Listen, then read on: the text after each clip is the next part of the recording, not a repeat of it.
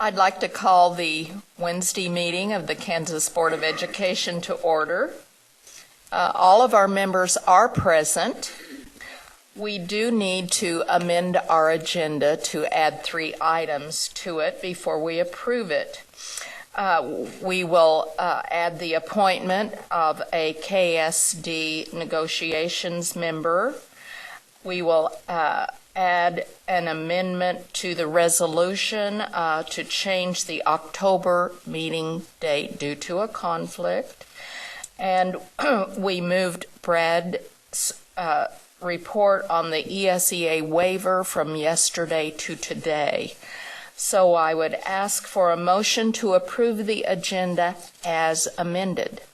Moved by Jim McNeese, seconded by Dina Horst. All in favor, raise your right hand. That's a 9-0 vote with Mr. Willard out of the room. Okay.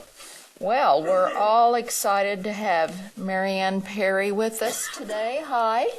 To give us an update on the testing issue from CETE. And Scott, were you going to say something before she... I see it says Scott's... Okay. Thank you. All set. Thank you. Good morning, everyone. Thanks for having me back. We've been running around like crazy people since your December vote. So, one, thank you for the confidence. We're doing our best to live up to it. And I just want to tell you where we are today and give you an overview of where we're headed and what's happening right now. So right now, we're preparing for spring of 14. I'm going to apologize for my voice. I'm getting over a cold. Spring of 14, very little has changed. It is the transitional test. It is still the transition to the Kansas College and Career Ready Assessment. It is now serving as a field test for our next generation assessment as well. One of the big things that we've done since I was last here was we released a bunch of practice tests in January because we got some requests to the field for more chances to practice the technology-enhanced items. Just real quickly, I want to show you. This is the CETE Kansas Assessment Program website. It's just ksassessments.org that all your districts, schools know about. We keep news blurbs over here. So these news practice tests went out, looks like January 21st. People click on that and they get straight to directions on exactly how to use these tests. We set them up so that anybody could log on, that you don't need a secure unique secure login. This document ends with the username and password that anybody can use because we wanted parents to practice. We want guidance counselors to practice. We want anybody who wants to see what these tests are that kids are going to be taking to be able to practice. So I cheated and went ahead and logged on so I could just take you straight to what the items look like. But these are the kind of items that where we're going with the next generation assessment is that they really are requiring students to do more than one thing. So it's not just, can you tell me what the square root of 2 is, but can you tell me that and compare it to, is it bigger than or smaller than 2? And do you understand where negative signs fit? Do you understand what a square root of 0 really implies? So again, it's getting at deeper knowledge than what we can get at with just a multiple choice kind of question. Same thing here. This one I couldn't even attempt to get correct, but same idea. What's a rational number? What's an irrational number? And I don't remember that from high school math. But you just drag and drop whatever's rational and whatever's irrational. So Marianne, when people talk about technology enhanced, this is technology enhanced. This is technology enhanced. So this is something where they're actually, again, a multiple choice question would say, which one of these is a rational number? And you just get one shot at it, where this one, it really is getting at how well do they know this, because if they can divide all these into rational and irrational, they know this stuff cold. If they get only 1 or 2 right, then they probably only get partial credit. If they get, what is this, 5? So yeah, they probably have to get 2 right to get partial credit. If they get 0 or 1 right, we're going to call that chance and not give them credit.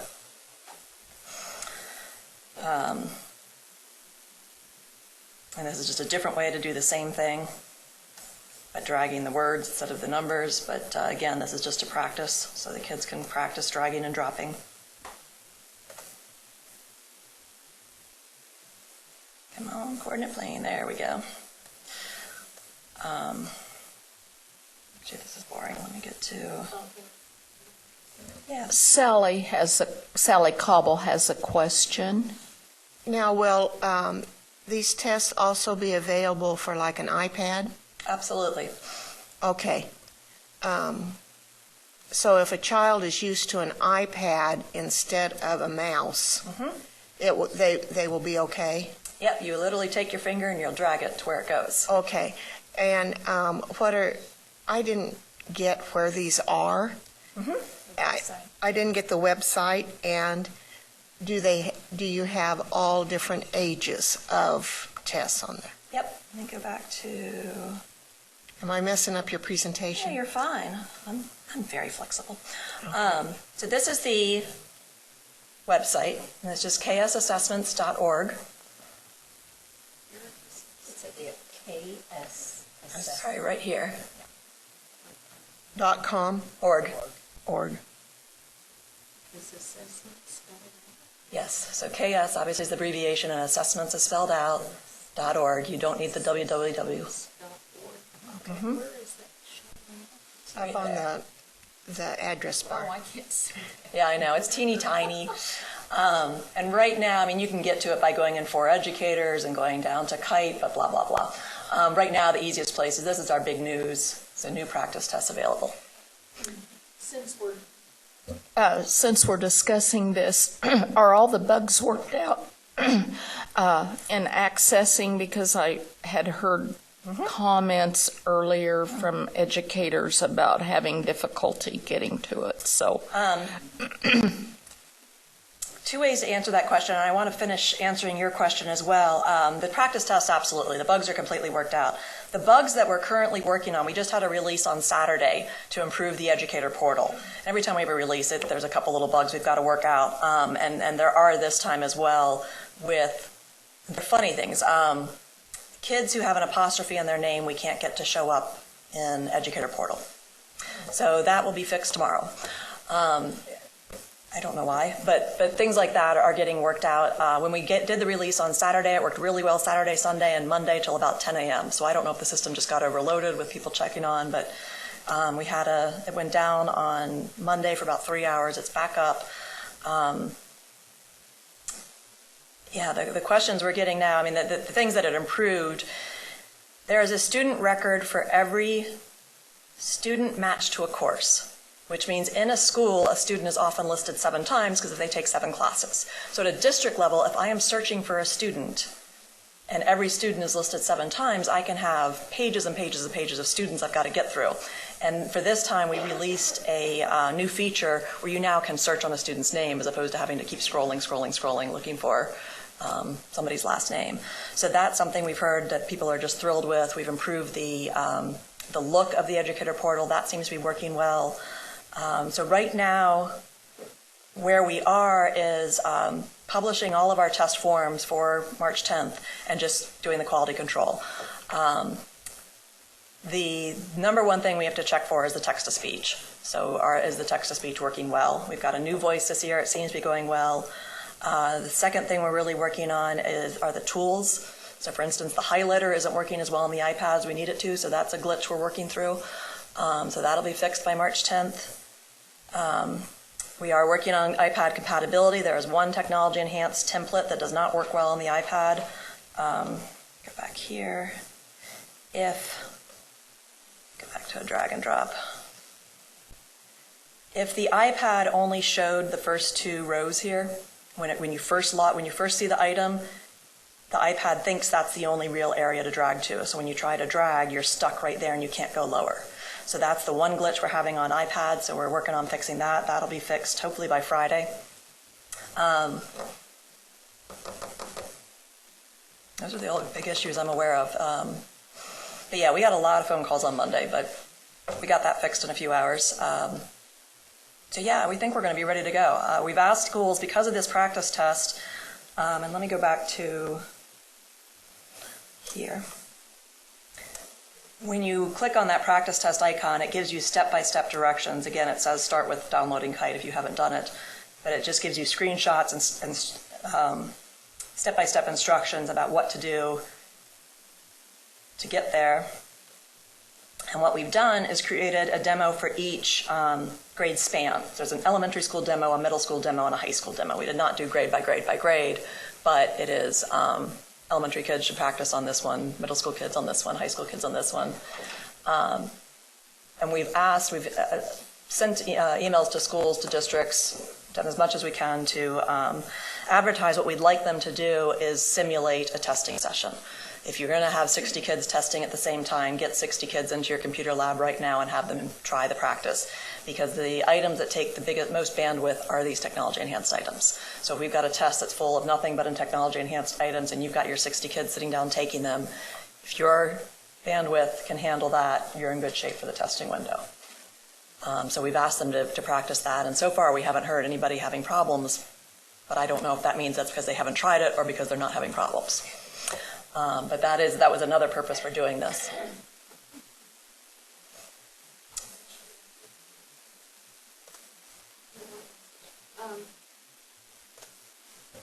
Sally Cobble has a follow-up question. On the bandwidth, is there anything that you are doing that requires more bandwidth than what Smarter Balance? No, we're right now requiring less bandwidth as Smarter Balanced. We will increase requirements for next year, 15. And we're going to advertise that to school, and I'll show you that when I get to that part of the presentation. But right now, we're less. Thanks. These kind of items, too, are the lengths of the two legs of the right triangle are given. Match the lengths of the legs with the correct length of the hypotenuse to complete the right triangle. Okay, so again, you've got to know how to calculate a hypotenuse of a right triangle. So if my legs are 3 and 4, it's 3 squared plus 4 squared, and then the square root of that, 25 squared 5 is 5. Okay, that's what I can do. This is high school. I went to high school. Yeah, I went straight to high school.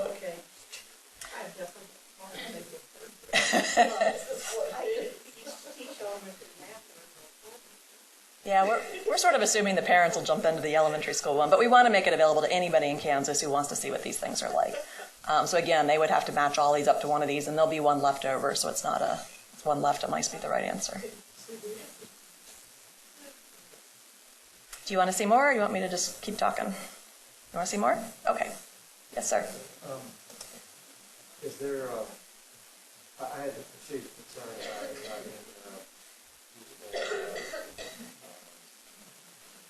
was it Chromebook? Yep.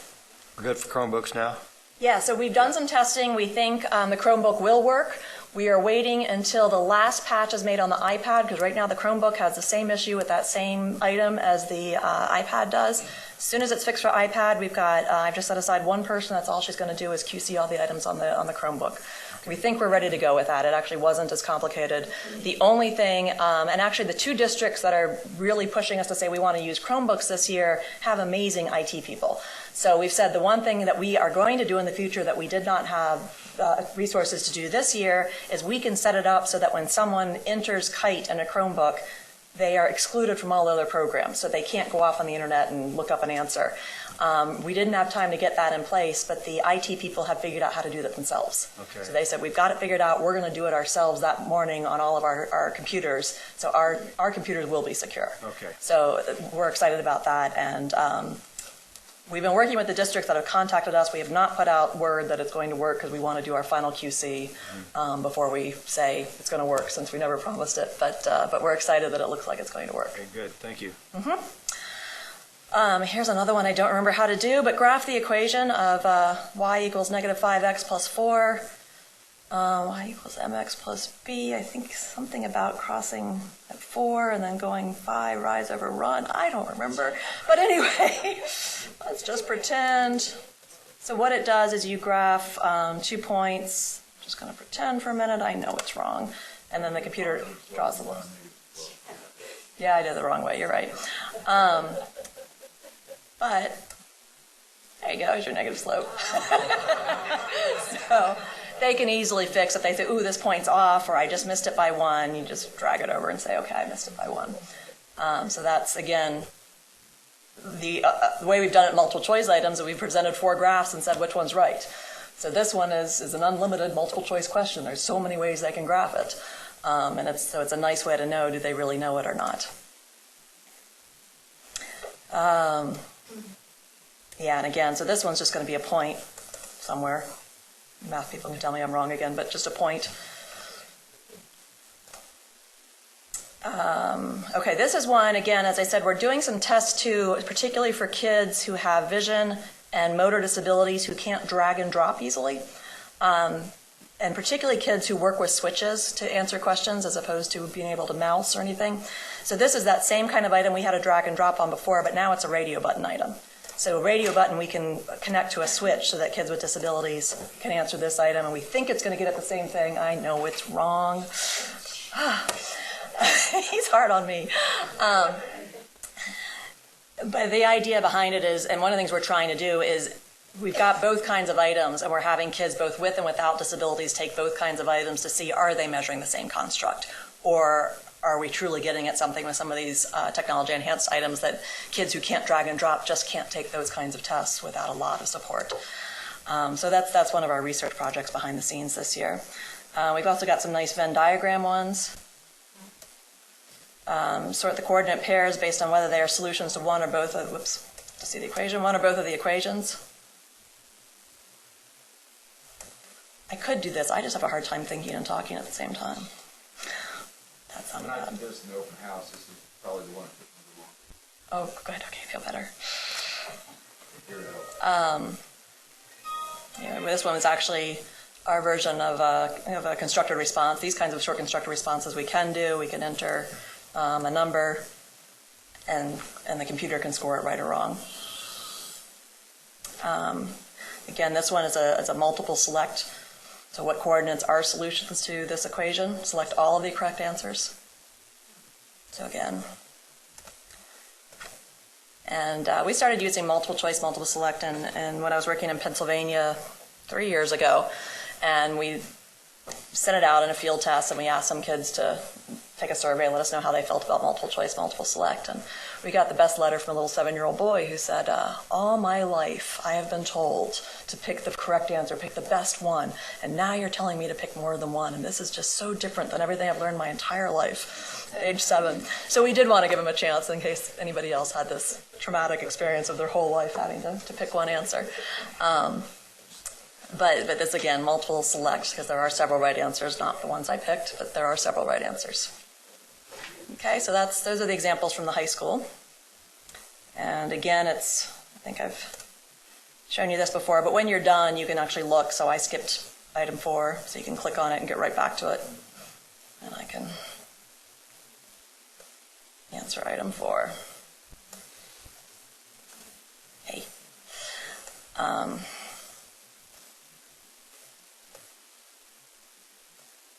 But we call that a labeling item. Okay, and now I can go back. I'm done.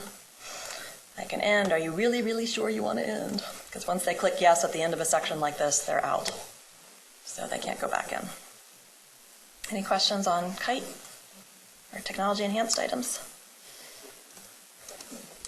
I did have one question about accessibility. You said anybody can go in and use this.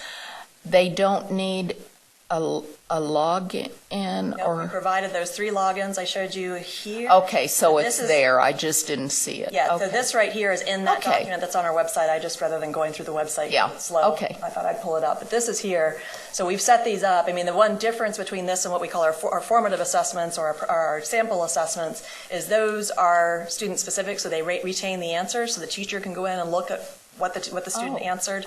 This one does not, because obviously the second person who logged on would see the answers the first person chose. So the minute you're done, your answers are erased, so nobody else ever sees them. Okay. So it's truly for practice, not for teachers to see what did they answer, what do they know, what don't they know. But this is a public document. Those are the usernames, those are the passwords. It works for anybody. It works for lots of people logging on at the same time with the same password.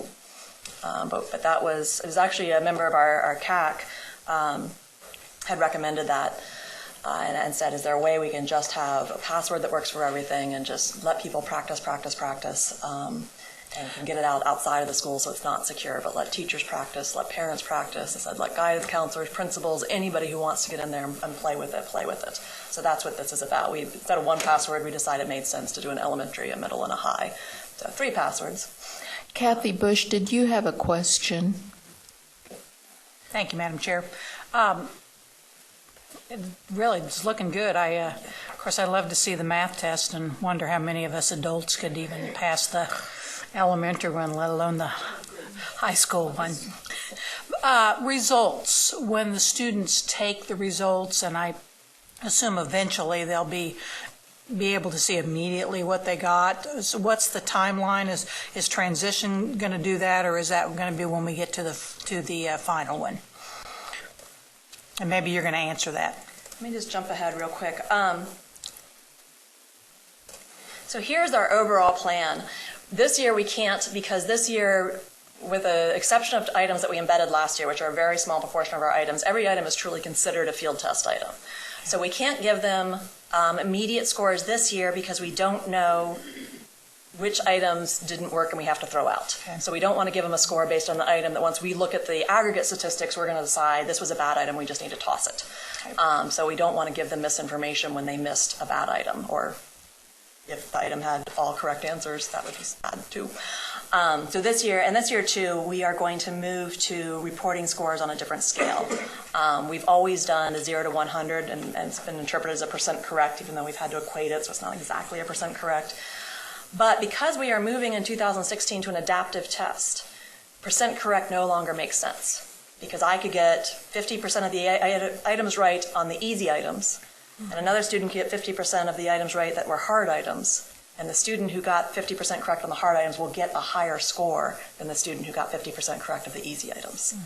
So we need to make sure that we move our stakeholders into a mindset of understanding that, I'm going to make a number up, but that 350 is a score I'm looking for. And that 350 always means I've met the standard, and that's what I'm looking for.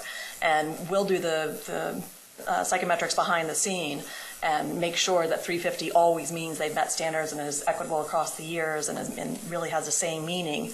But it will depend on which items students took, not just what percent they got correct. So we're starting this year with moving to a scale score just to start getting our stakeholders used to looking at that and interpreting that. The problem we're running into, and I have not come up with a solution to this yet, there is a solution where I'm just not ready for it, which is in spring of 2015, we're going to add in a math performance task, which is a show your work and a multiple step show your work task, and an essay. Those two have to be hand scored. Mm-hmm. Because they have to be hand scored, I can't turn around a score right away. If we believe, and again, we're going to have to do some analyses to decide, if we believe that the core machine scoreable items should be a score on their own and that math and writing should report separately, obviously two different assessments, but a math core plus a math performance task and a ELA core and an essay, should that be reported as two separate things, or should it be combined into one ELA score or one math score? If it should be combined, then I don't want to give them results just based on the core. I want to wait till I have everything and give it together. And part of what we'll have to do is figure out how much these open-ended tasks are really measuring something different. So that's some analysis. But again, with those kinds of things, anything that has to be hand-scored means I can't push back an instant response or an instant score. Where we could move to is automated scoring. And we actually, a couple people from KSDE and I were at a conference last week where we had a presentation from ETS, a researcher named Randy Bennett was talking about the state of the art of automated essay scoring. And he was very cautious and said, right now, automated essay scoring does well for organization. Is it organized well? Does it do transitions, et cetera? It is not good if you're asking any content kind of questions. So his advice is that the field is not ready to move there. And both Smarter Balanced and Park have decided they're not ready to move to automated scoring yet. They're still researching it. So quite honestly, we are going to follow the big guys. We're going to watch Smarter Balanced and Park. We're going to see where they're going with the research, and when they think they're ready to go forward, we're going to start putting it into our system here. But we're not there yet. But when we get to that point, then we can do instant scores. But until then, we're stuck with taking time for hand scoring. Okay, thank you. Janet Waugh, did you have a question? Yes, and maybe it's not pertinent to this year, maybe it'll be next, I don't know, but what about students with disabilities that have IEPs? Like, for instance, the ones that should have to leave the room to take it by themselves, or that require different various things. Yes. What about these students? So we have what we call computer-based accommodations, and then we have non-system accommodations. So leaving the room is a non-system accommodation. Kite doesn't care if you're taking the test in a room full of kids or off by yourself in a teacher's office.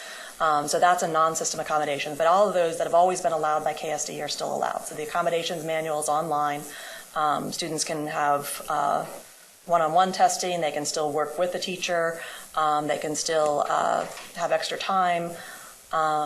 They can still take breaks. This system doesn't, I think it's 30 minutes of nothing happening before the system kicks you out. So if the child needs to go take a bathroom break and come back, no big deal, as long, obviously, the teacher keeps security. Other kinds of things, there is a magnification button. So for the kids who have visual disabilities, they can magnify themselves, or the teacher can set it up ahead of time and say, I know this student always needs 4 times magnification. And she can set that up ahead of time in their personal needs profile, so when the student logs on, it's already blown up to 4 times normal magnification. One of the things we're going to be looking at is the more extreme case. So there are students who used to take the Kansas Assessment of Modified Measures, the CAM.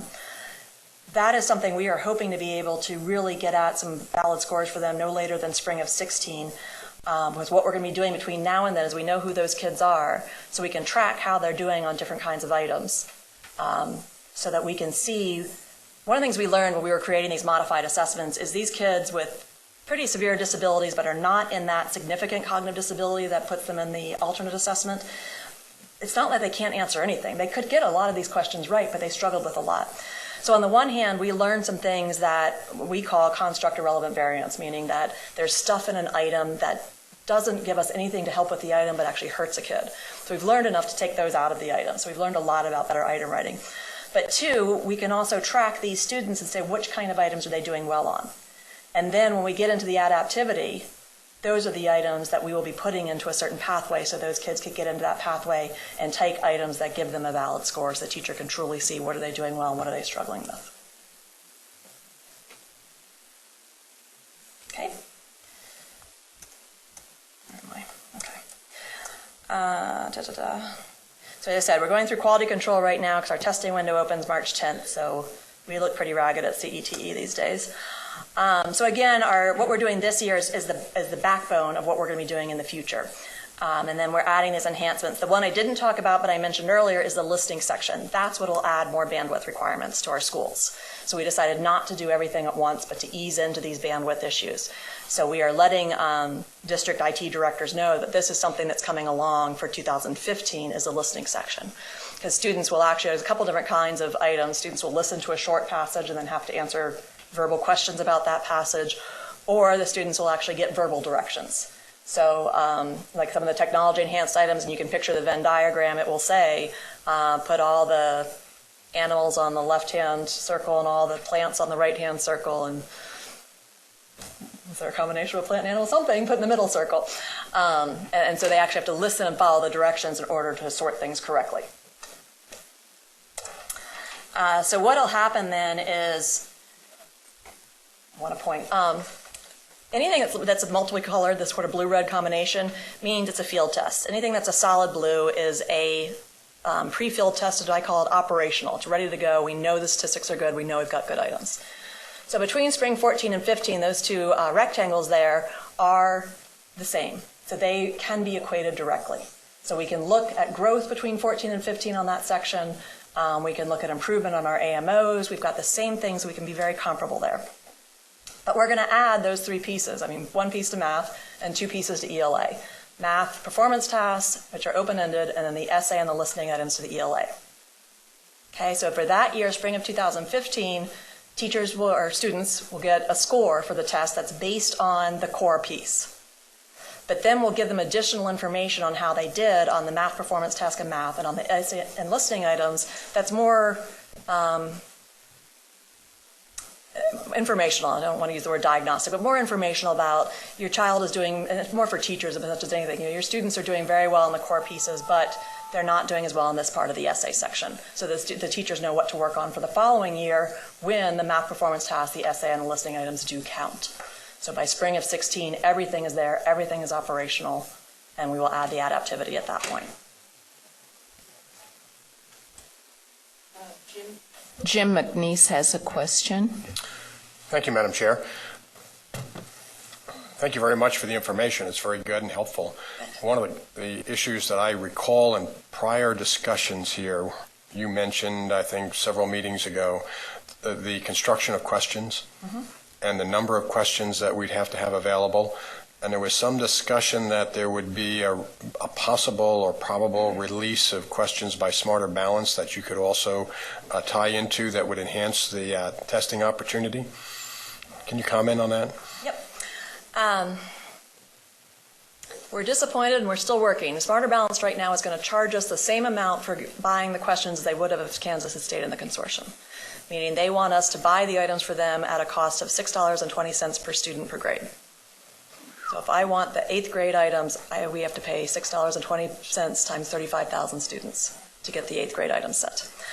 However, your neighbor to the east, Missouri, recently put out a request for proposal where they made it clear what they're asking for is a vendor to come in and design a new blueprint that's shorter than Smarter Balanced and develop their own cut scores and administer the test. And in the RFP it says, but Missouri will buy the Smarter Balanced items, you just use them, you vendor. So I've contacted their associate superintendent and they're willing to work with us and see if the two of us can together, and obviously now we've got Alaska in the mix too, but Alaska, Kansas, and Missouri can negotiate with Smarter Balanced and see if we can get these items at a better deal. So that's in the works. We're going to see what we can do about could we get some of these items but not pay an arm and a leg to get them. Because Smarter Balance is also nervous about the number of states dropping out and wondering if they're going to be able to sustain their program. So I think they're willing to work with us, but it's ongoing. Thank you. Sally Cobble has a question. Thank you. Are you aware that there's a bill by Senator Roberts that he is endorsing that would not allow multiple states for testing? Also, not be able to develop a test using Common Core standards. Are you guys aware of that, and have you written to him? Yes and no.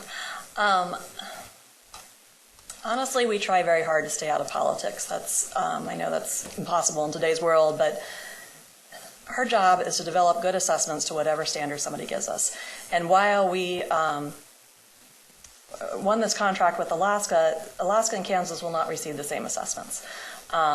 We believe very strongly in local issues being reflected in assessments. So a really good example is our communications and editing department reaches out, and that's actually in our website right now, but reaches out locally and says, we want local people writing our passages. So right now we have local authors in Kansas who write a lot of our passages. We reach out to students at KU, K-State, I'm not going to try and name all the colleges, lots of colleges in Kansas, who are creative writing, literature students, and say, would you like to submit, we pay X, I don't want to say, but some number of dollars per passage, and people can submit passages. We are doing the same thing in Alaska with the University of Alaska, that we will be asking for Alaska passages. Our math items are set usually in a context. There's some context that doesn't matter. What you saw, right triangle is a right triangle is a right triangle. But if we're setting it in a passage or in a context of, you got to know something, it's an algebra question, and you're giving a context, the context will be different in Alaska and Kansas. So it's still tailored to each state. It's not the exact same test given to both states. It's still over the content area that's in Common Core. Yeah, Alaska did not officially adopt the Common Core, but their standards are very similar. There's over an 80% overlap with Kansas. Well, in this bill, it's anything that has Common Core in it. So any standard, it's written so that any standards. I just didn't know if you guys were aware of it. Yeah, and it's frustrating because that means, there's a lot we can't ask then. We can't ask about main ideas. We can't ask about supporting details. We can't ask about right triangles. We can't ask about simple algebraic concepts. There's going to be very little left for us to assess if we're not allowed to assess anything that also appears in the Common Core. So yes, we are concerned, but we have not at this point written. Yes. Ken Willard. Thank you, Madam Chair. You showed the schedule out to 2016 to be completed. Is that the same schedule that the Smarter Balance is on? Not exactly. They are going to be completed by 2015. Okay.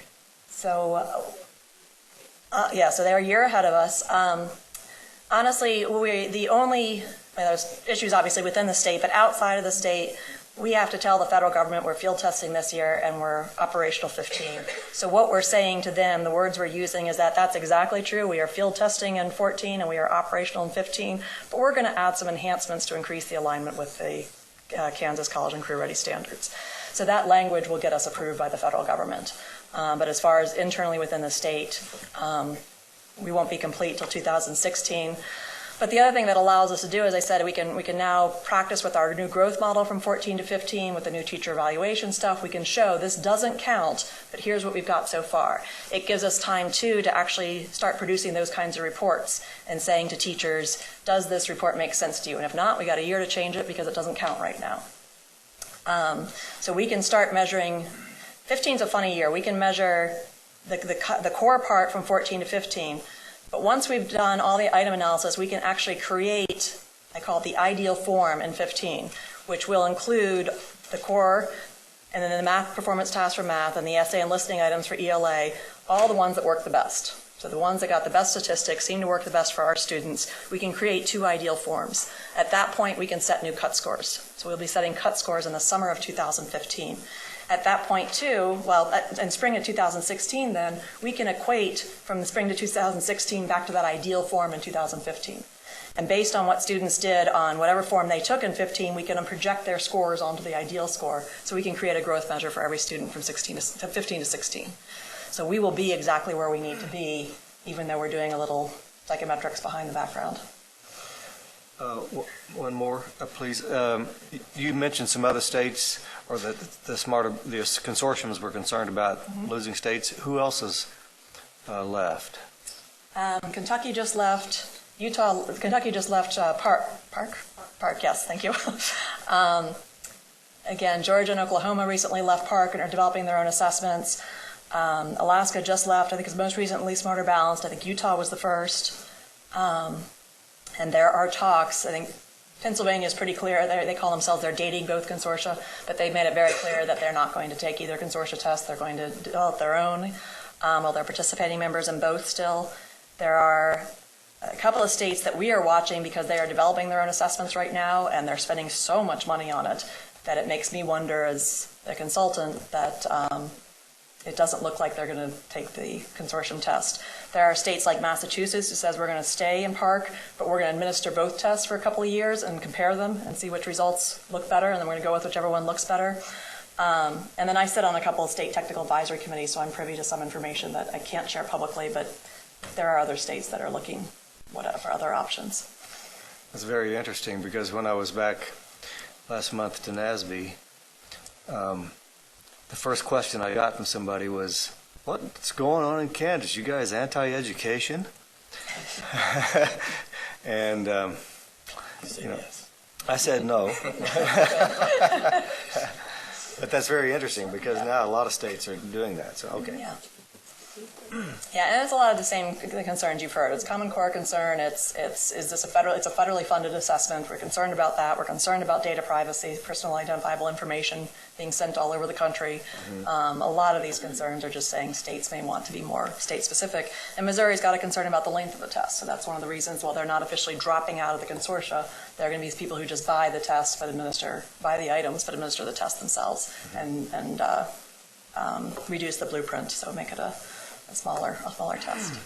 Thank you. Are there other questions for Scott or Marianne?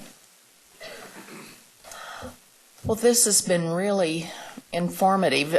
Were you at the end of your presentation? Oh, I've got just like a couple more good. minutes. Well, I really want to share with you is we're sort of this traveling team of bandits wherever Brad went. Brad, Scott, and I are all over the state these days.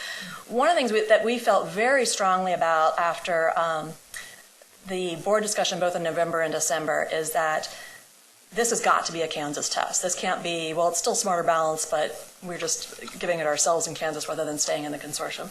So we are going all over the state, talking to all kinds of people to try and get information about what do you want to see, because we've got time now to change away from the Smarter Balance blueprint or keep the parts you like.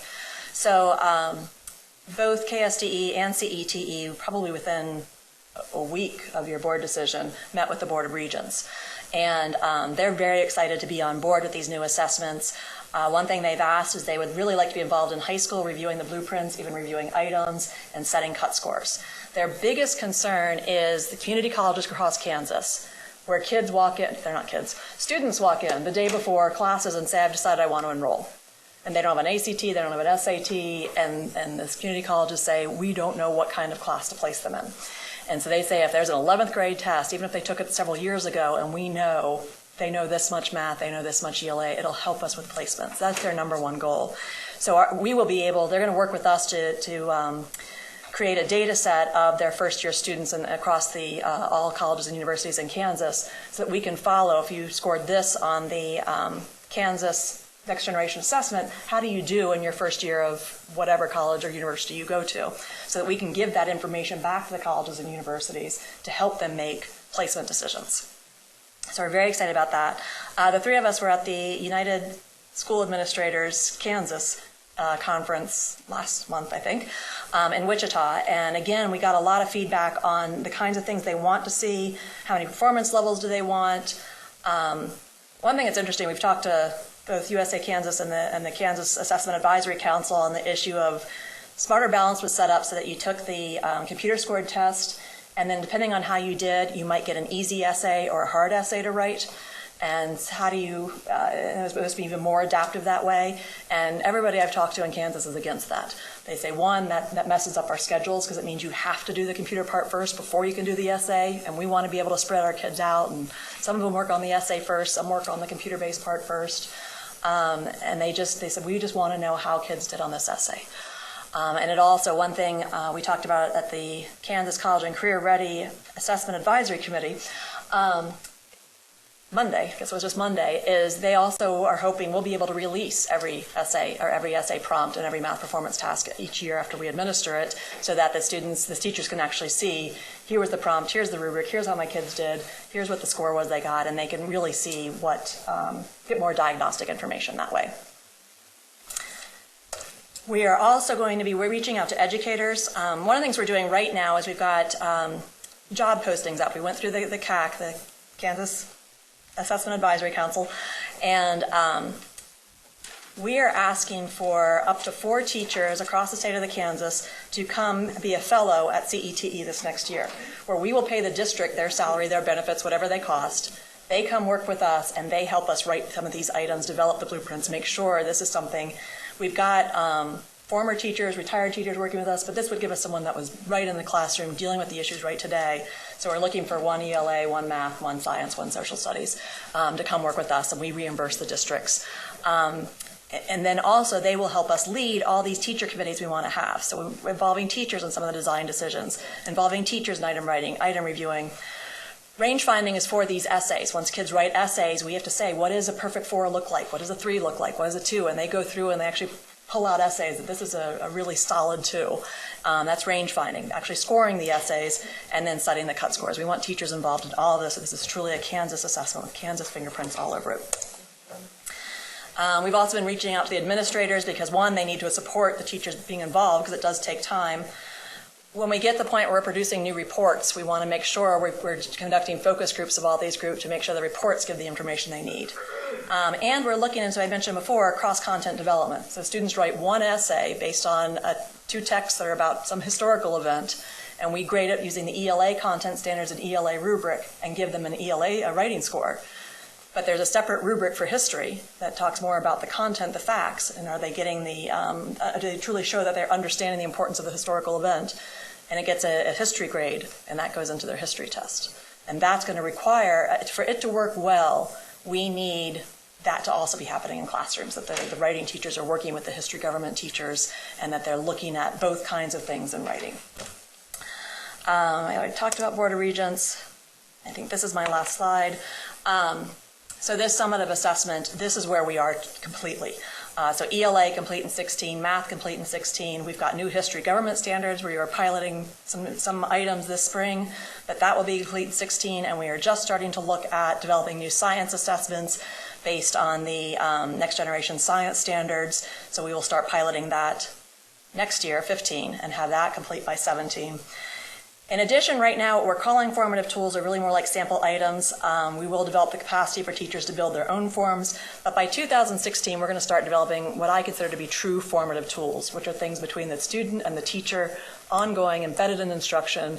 For us, we're going to align them to the learning maps so that the teachers can see how students are progressing, where they should go next, where they are compared to their peers, but really be instructionally embedded. These will not be aggregated. These will not go up anywhere. It's between the teacher and the student.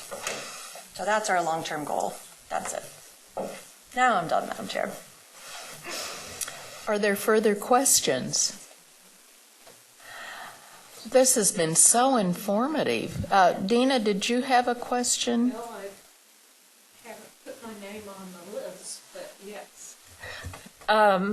Is this information available for us to tap into on your website, or can we get a copy or something of that sort? Because I think this information is something to be good to be able to pull from when we're discussing with individuals who have concerns. Yep. So a couple things. One is what I just presented is a shortened version of what I've been presenting to the ESEA Kansas, to CAC, and to CRAC. The full version is on both of our websites, on the KSDE website as well. So it gives you a lot more detail. What I just said out loud is now in words. So it's still called the Next Generation Assessments in Kansas, but it has, where's that pretty slide? It has more detail, including things I've shown you before, like this model of the stage adaptive, and explains how that works. So it's got that full piece. I was told I'm being videotaped, so I think that'll be somewhere so you can get this exact same information all over again.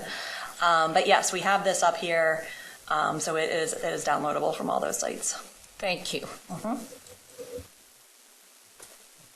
Ken Willard. Have you had opportunity or asked for an opportunity to present this to the legislature, education committees? I have not. No? Nope. Is that a recommendation? It is. Okay. Yeah. Thank you. And if maybe I can help with that, if that would be if you need that. Yeah, I wouldn't know how to begin. So. Okay. Yes. All right. Okay.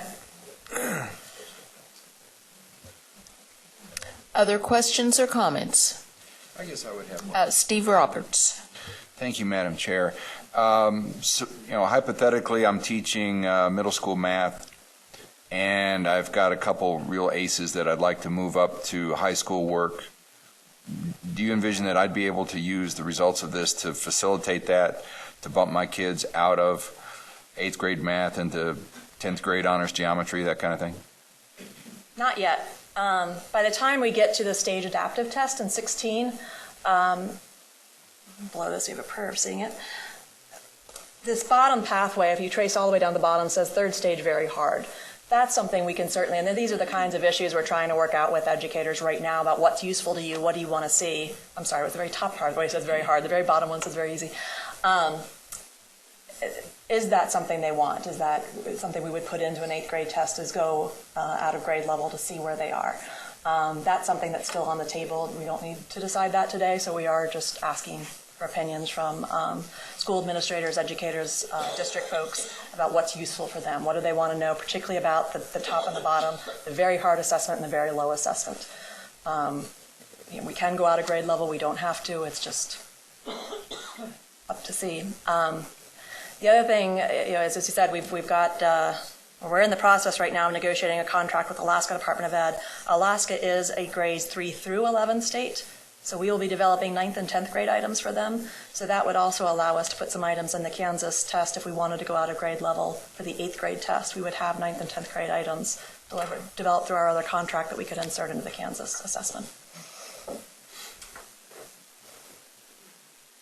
Well, thank you. That was very important information for us, and we appreciate you being here to share it today. Thank you. Next on our agenda is Scott. Oh, there he is. I didn't see you. You were hiding. Scott Gordon's going to talk about recommended changes on the criminal history records check. Assuming I can get this pulled up, I actually had it as an overhead for you all. Tech support, pardon me. Thank you.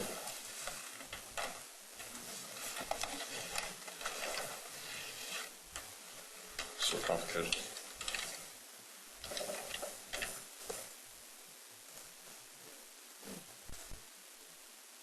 Is that capitalized also? Yes. That's what I goofed on.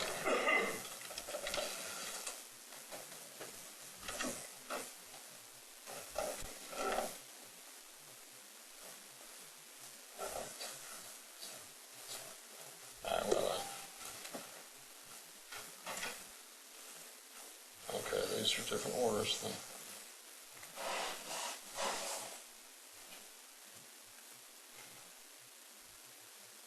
Sorry, I've never used a temp drive from this computer before.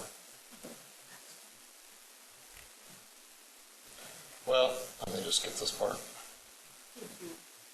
It's the same materials that you've been provided, I just had it set up. Fingerprinting is the folder that I'm looking for. Search by date modified. All right, let's try this.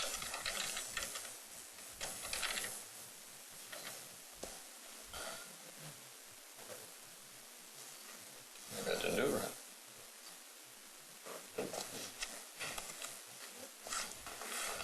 While this is searching, as you all are aware, some time ago, sorry. Okay. All right, if you wouldn't mind.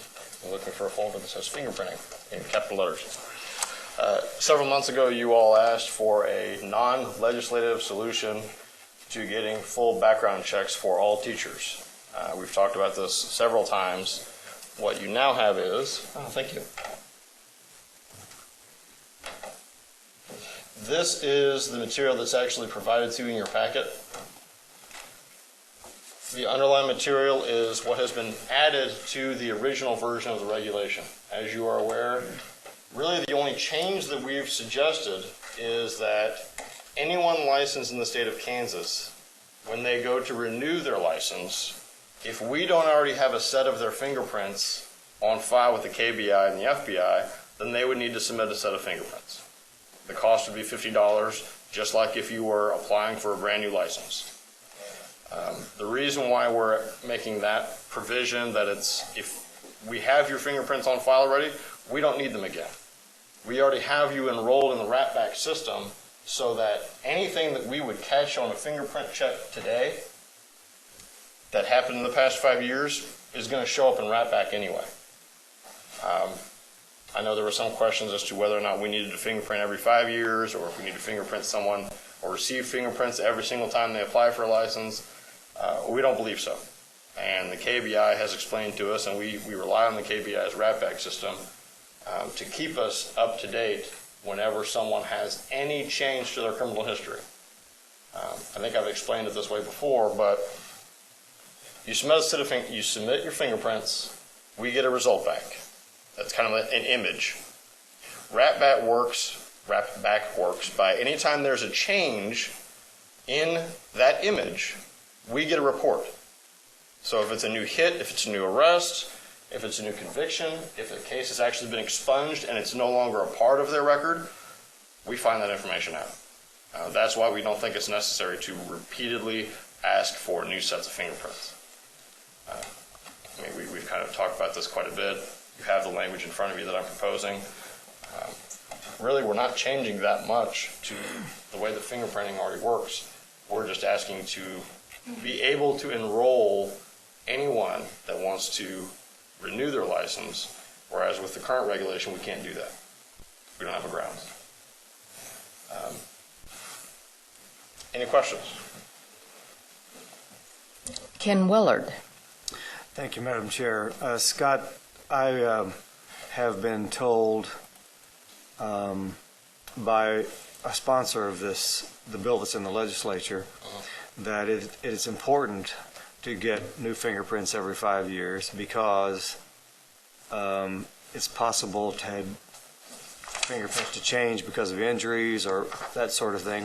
What have you gotten from the KBI in that regard?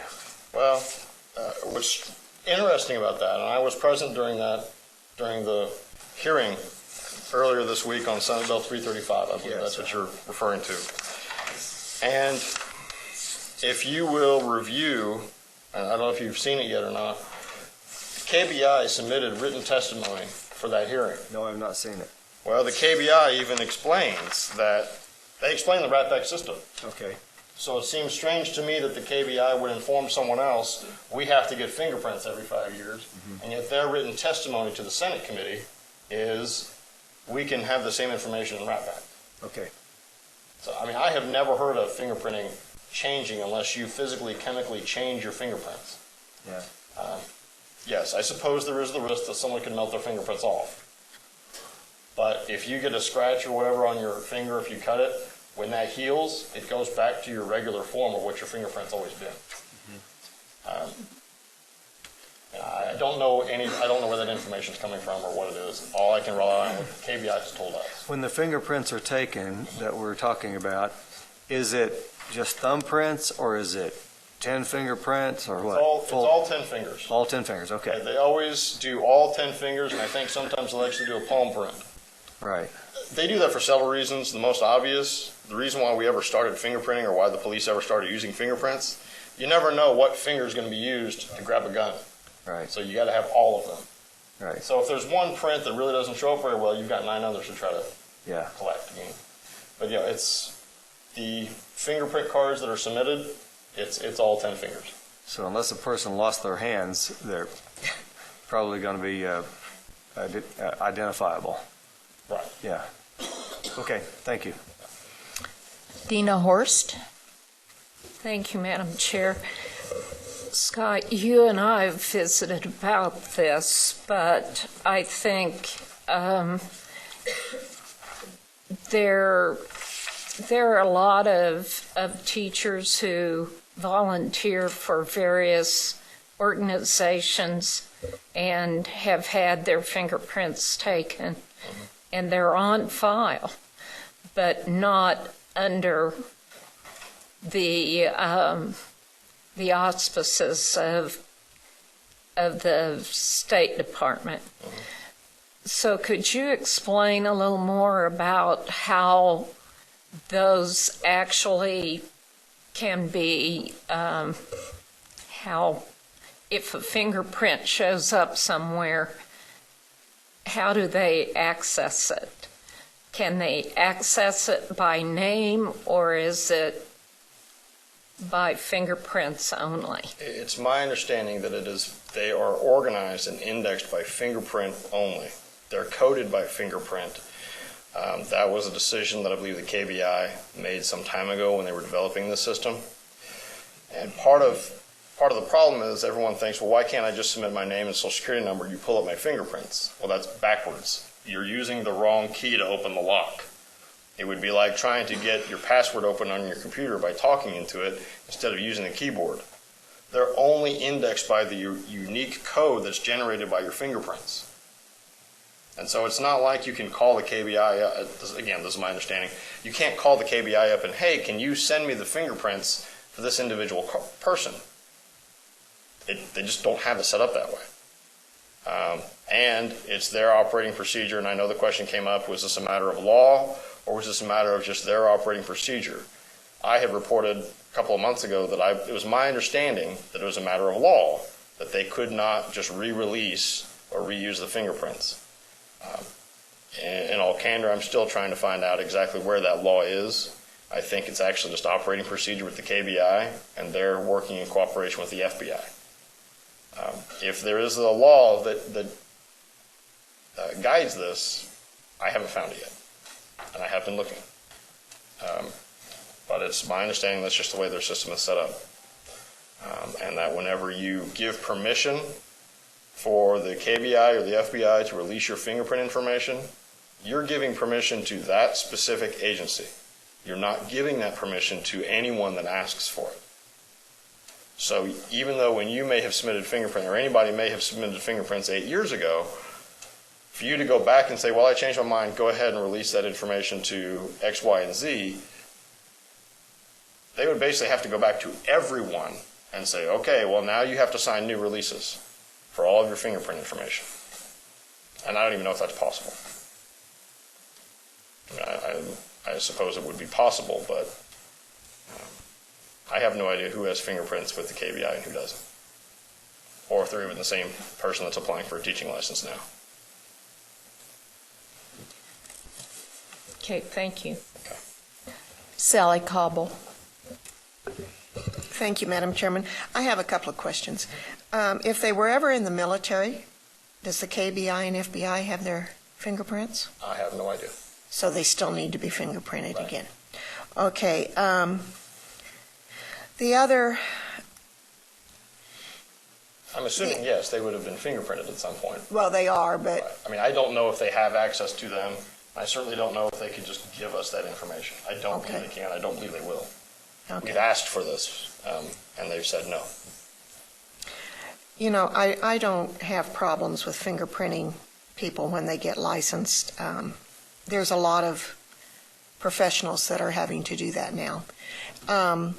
And if a lot of local schools now require everybody to get fingerprinted, so my daughter-in-law's been in 3 different school systems and had to be fingerprinted each time she went. She likes the idea of having it done when she gets her license, so it's one less thing she has to do if she changes school systems. But so will this, so if we do this, Reg, then the local schools will not have to ask their certified teachers to go down and be fingerprinted. That would be a local school district policy. I could certainly understand and appreciate if a school district decides, look, if the State Board of Education has this person's background and they've determined that they are fit to be licensed, then we may not necessarily need to fingerprint them. But can they call up and ask you to run that again? No. The way it's set up right now, I can't distribute a criminal history for anybody that we receive information because... But if the teacher signs a release and saying, I'm on fingerprints, just call the department and have them do it? I don't believe so. I don't think we have a system set up to do that. I don't know if we have permission to release that. It's actually against the law for me to release, and I don't know that there's any exceptions to that. So the only good that we're doing on this, if we can't, it's just if the local attorneys don't do their job? It's not a matter of running a rat back over again, to clarify. It's not like we don't have the fingerprints here. There's nothing for us to rerun. Yeah. Now, if someone were to call up here and say, well, is this person licensed? Yes or no. And with the understanding is, if someone's licensed, we've received their background check, at least as well as what the school is going to receive. And we've cleared them. We've said this person doesn't have anything to worry about in their background. Now, if it turns out that there is a hit on their rat back, that would be a concern. School districts, for example, may have stricter policies for employment for, say, a misdemeanor DUI. That we would not have that policy for licensure. In fact, it's set by state law that you cannot take someone's professional license based on a first-time misdemeanor DUI. The school district may want to run their background to see if they ever have a misdemeanor DUI. That would be the only example of why I could think of why an individual school district would need to run their own backgrounds if they felt they could rely on the backgrounds being run by the state board. But if a teacher moves from one school district to another and the local school district can't call and rely on that. Well, what would they be wanting to find out? We Well, can find out if they're licensed, and then we say yes. And but some of our problems is they are released from a job, and then they go to another school district and they don't really, they have been charged, but that's not going to solve that problem. it might. And here's, sorry, I don't know if you want to. If someone gets charged with a crime that would potentially result in them losing their license, that's why RATBAC is so important, because I find out about it fairly early, so that we can investigate, and if we have a complaint filed, not a criminal complaint, but if we have a licensure complaint against that particular teacher that's pending, yes, if a school calls and says, do you have a complaint filed against this teacher, I would tell them. That's public record at that point. I have told schools that before. In fact, I've contacted schools to let them know, it's my understanding that you have this teacher now. Did you know that they have a pending complaint against their license? Okay. That's, The other thing I'm concerned about is when I've had complaints from the schools that when the teachers are getting their initial license and there's a long period of time in there. In fact, some of the teachers are actually in the classroom, and they don't know whether they ought to be in the classroom or not, because this hasn't been finished. But when they're still in the classroom in November and this still hasn't been cleared, they needed that teacher, but they don't know if they have a safe teacher in there. So by rights, they shouldn't have them in there. But is there any way we can be time sensitive for the schools? Like clear these things? we are clearing them as fast as I can. If there's anybody that's hanging out for a couple of months, there's a good reason. And I've explained that to the schools, that that's the only reason any of the cases hang out. I'm aware the school districts are hiring. I was called yesterday by a teacher wanting to know why her license hadn't been approved yet. Well, I've been teaching since August, and I've got a student teacher in here. Well, you've never had a license. You didn't apply until the end of November, and you didn't disclose everything on your application the way you were supposed to. It took you another month and a half to get me that paperwork for us to even put it before the PPC. That's the reason for the delay. I mean, I know that seems... I understand how that happened. If someone applies for a license... What if they start, what if they would start the fingerprinting process their last semester of their... What if we worked with the colleges and started that process earlier? They can. I highly encourage them to. We've told them. I have told every program in the state of Kansas, please get your applicants to start applying sooner. I've been saying that for the past 18 months or however long I've worked for the State Department, and they are getting better about that. The only people that have any significant delay in their license getting approved, and I would say this is kind of a separate issue than the fingerprinting regulation, are those that they don't fill out the application correctly. It takes time for them to actually get the paperwork into us that we request, and it's not complicated paperwork. It's go to wherever you were originally convicted and get the court documents so we can see what you were actually convicted of. And then if it's sufficient, it goes to the PPC. I can tell you that I'm working with the PPC. We are scheduled for a hearing in 2 weeks. We just met 2 weeks ago. They cleared 14 new cases. So they allowed those licenses to finally be approved.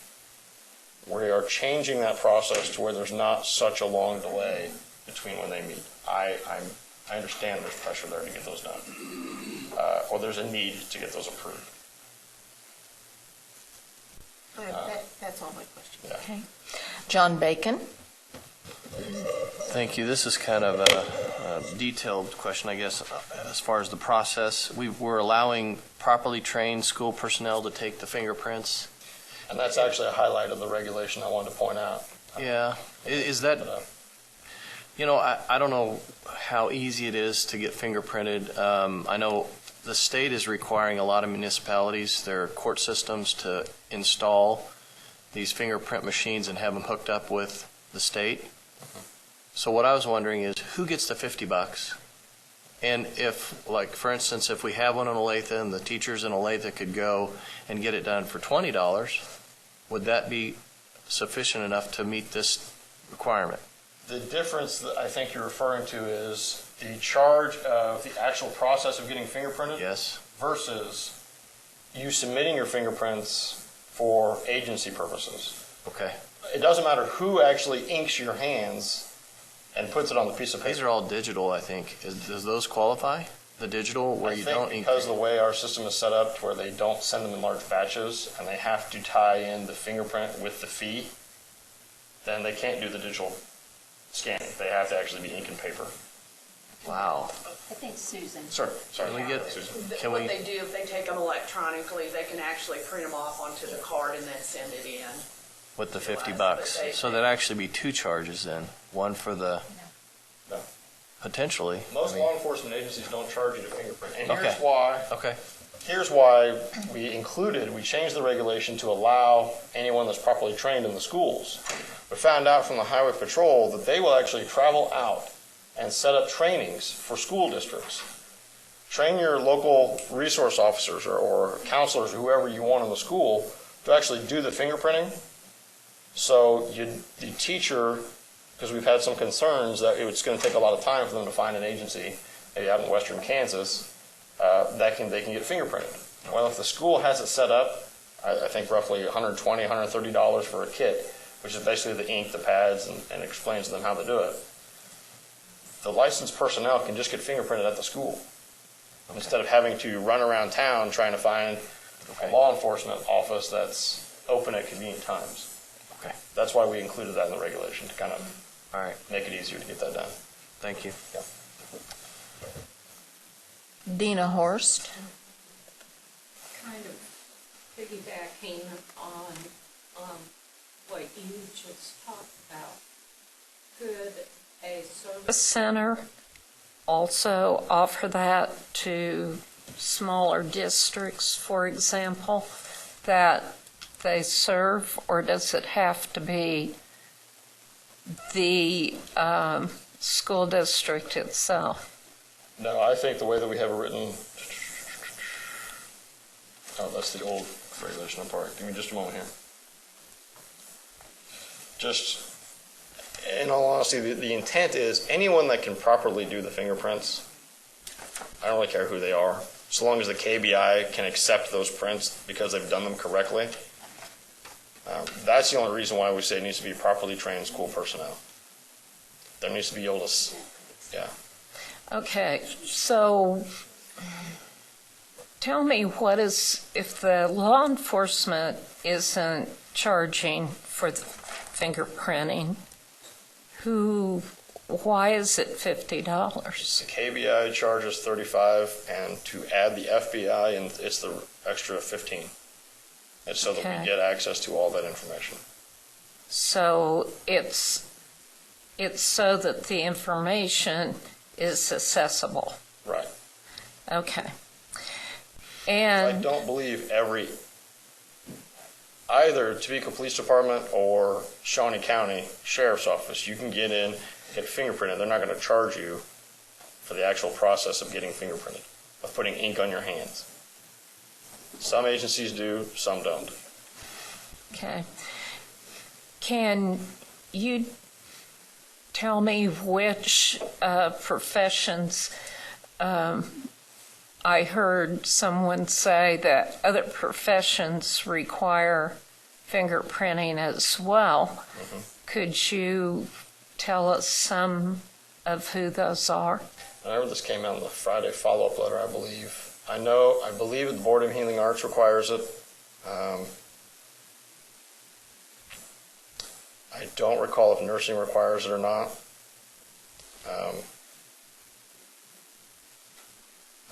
Not SRS, but DCF.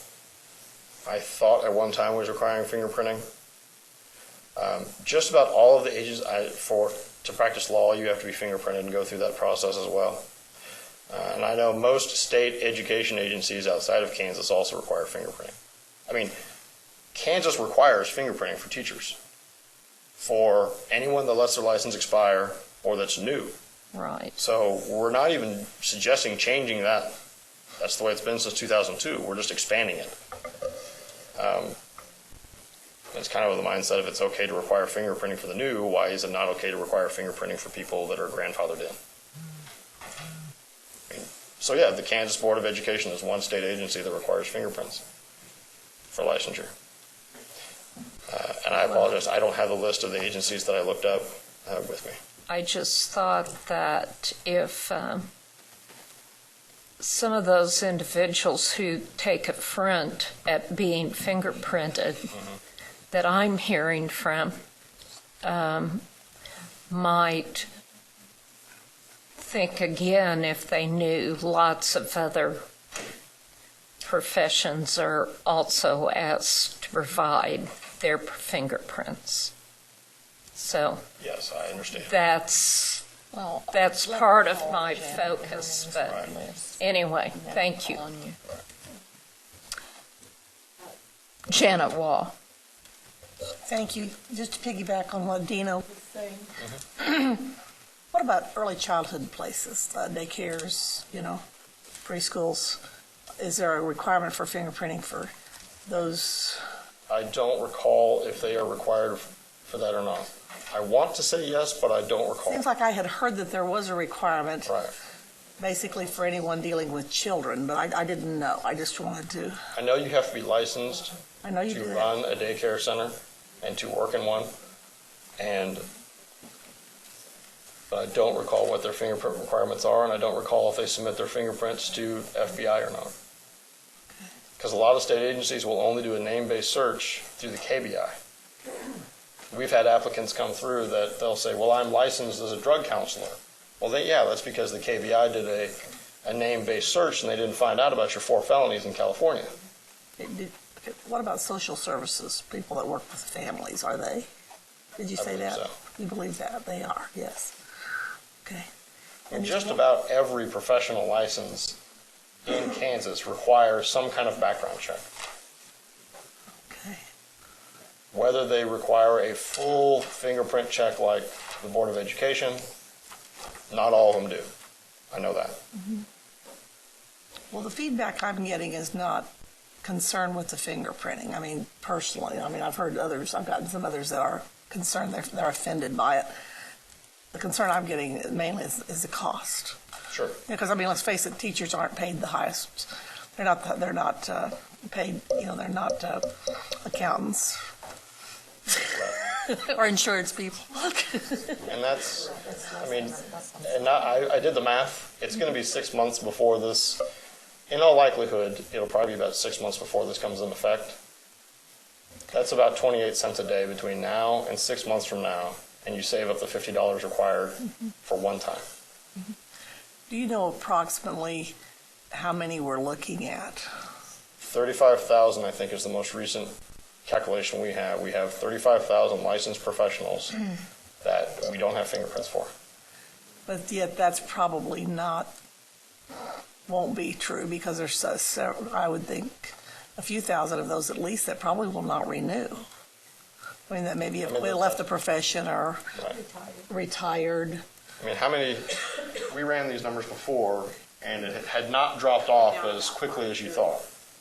Really? It drops down slowly, but I think it took from the time we started to now to only drop like 5,000.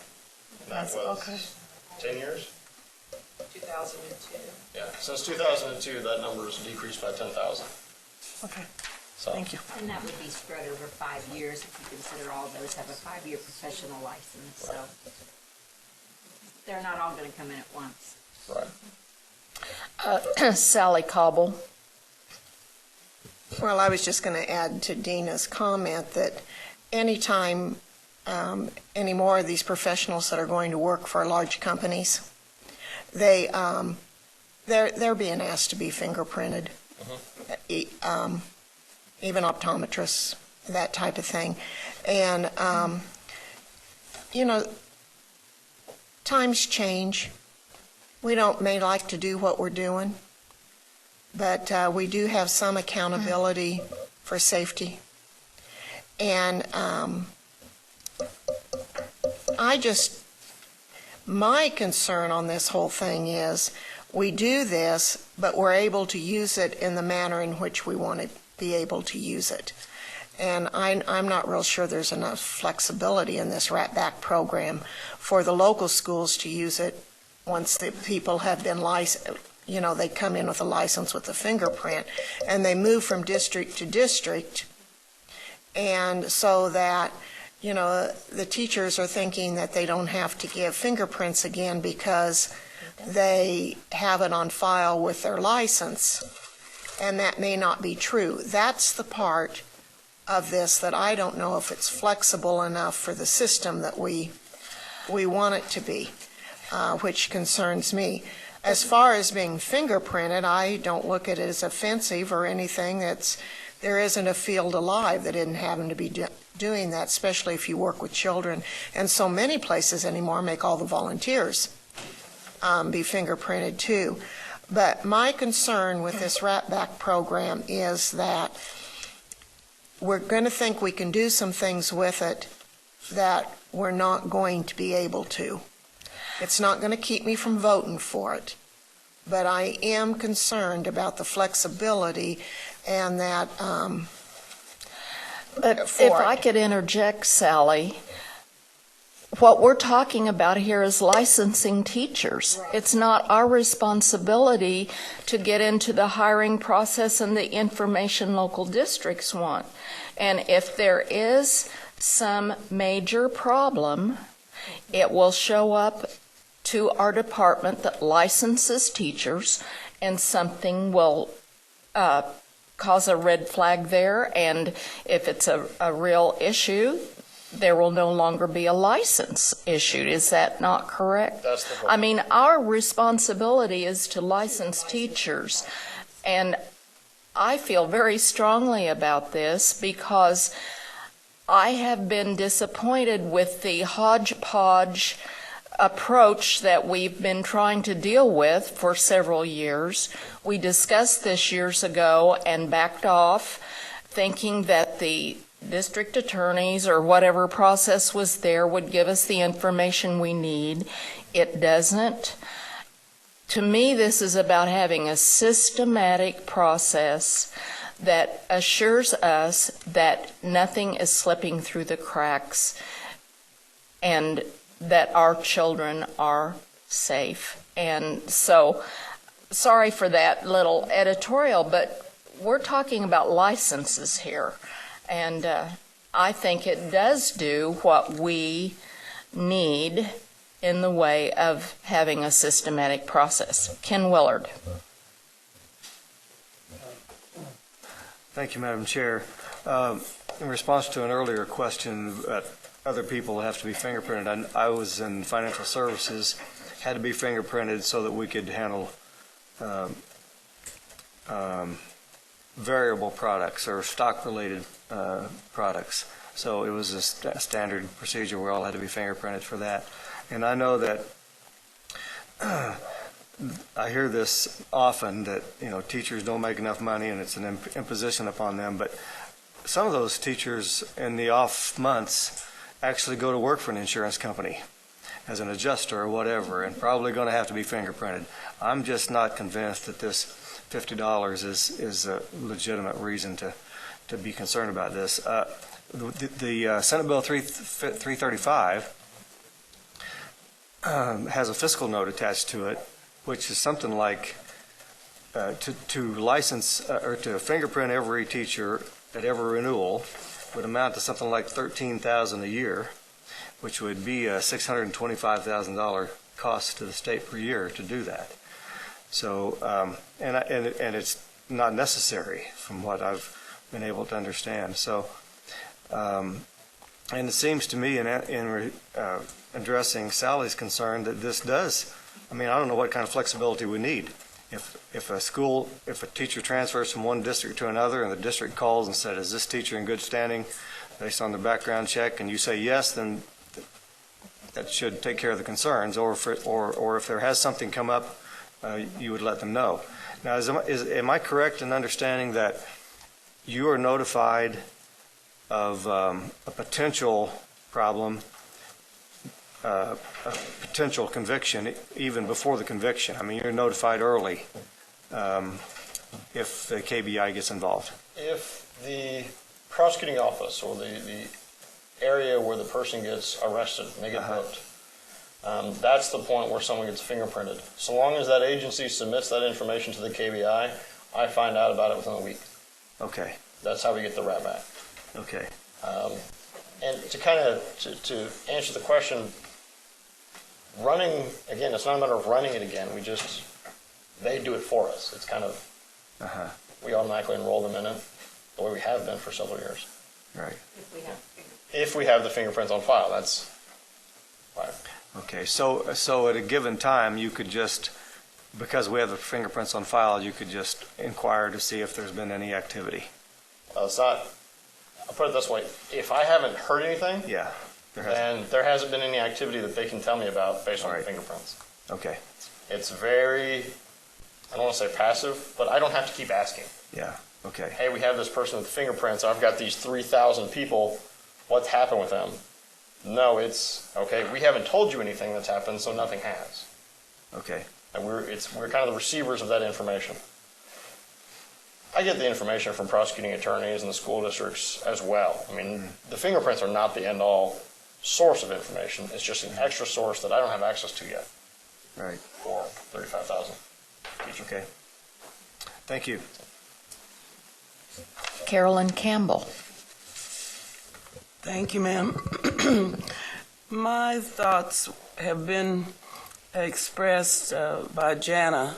I had made notes because Sally was concerned about the educator that had to give their fingerprints 3 different districts, and I don't quite understand that problem, because if we have the fingerprints here at the state level, then there shouldn't be, if they move to 4 or 5 different districts, it should not be a requirement for them to take that, unless, I can't imagine why a district would require that. And I think if we approve this, then when we have this in place, our school districts, all of them would understand that they could check with the state to find out if they are on. My other concern, well, not a concern, but it was mentioned something to the effect that maybe like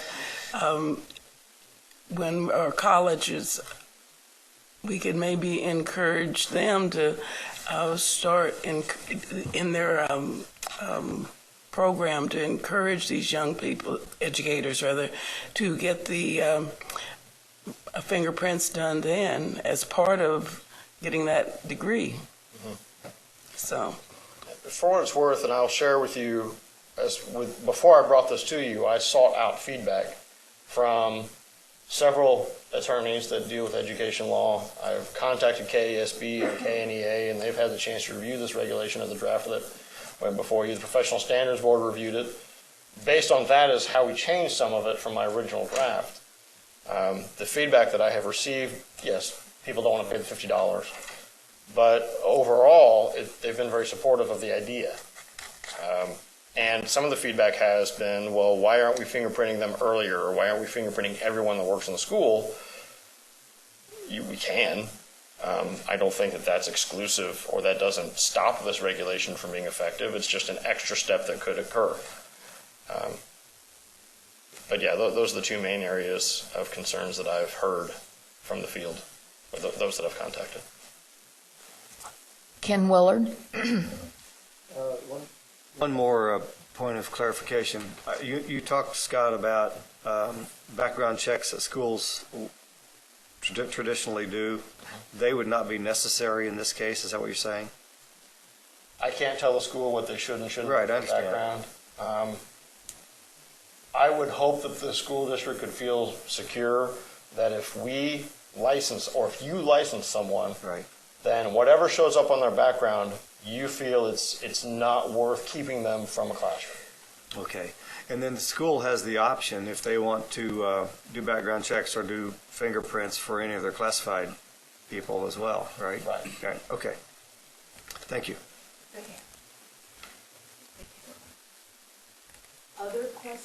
Other questions before we move on? Well, thank you for the information. Oh, what? Jen, I would like to point out that this was a receive item. We plan on bringing it back next month as an action item. So if any questions in between, let us know. Feel free to communicate with Scott if you have specific questions. Okay, thanks so much. We're going to deviate a little bit from our agenda. We have a break scheduled after the next presentation, but time has gotten away from us, so we're going to take a break now for 10 minutes.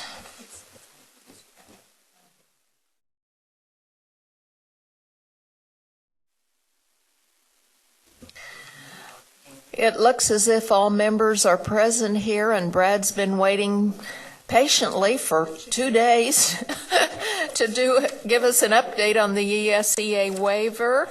So we'll call on Brad at this time.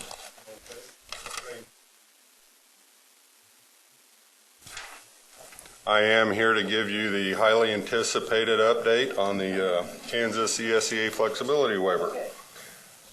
Originally, this was scheduled for 20 minutes. I'm just going to run through, bring you up to date on where we're at with several of our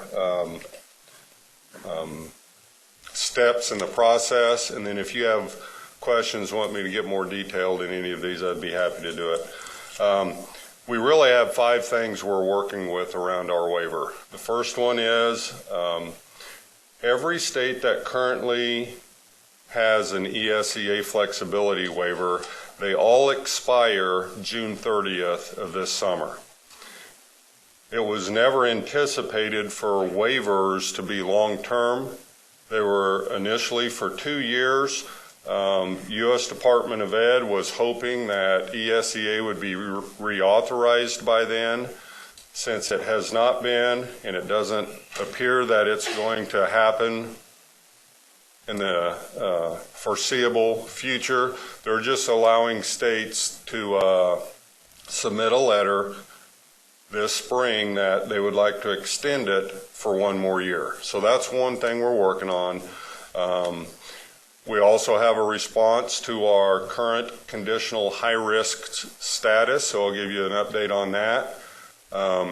All states had a monitoring visit. Ours was last fall.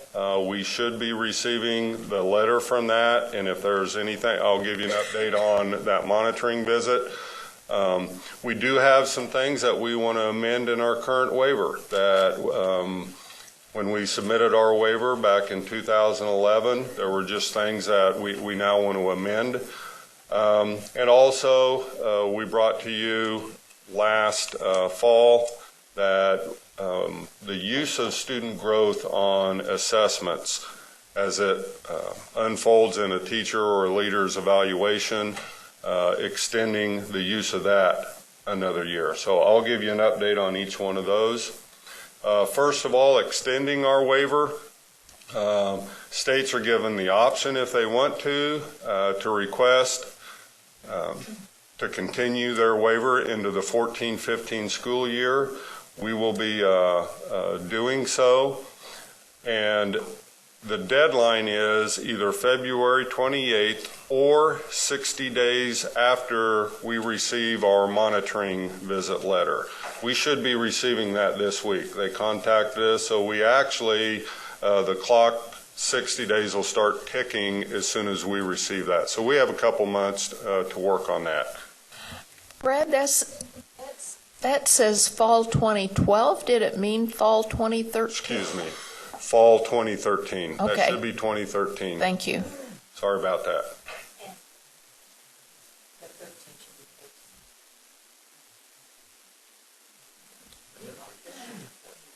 That is correct. Right. What? Well, I won't go and change it right now. This should say 2014, and this should say 2013. All righty. Thank you for catching that. You know, I've given this presentation I don't know how many times, and that was the first time someone has caught the dates on that. The second thing, and probably the most important, or the one taking most of our time, is our high-risk status. Again, in Kansas, you know, we don't believe, we even requested that we didn't believe that we were high risk. We believe we are right on track with how we want to use student growth as a significant factor. We've made a lot of progress with them. As you remember, many states, if not all, said, for example, how a teacher's students perform on the state math test might be 50% of their evaluation.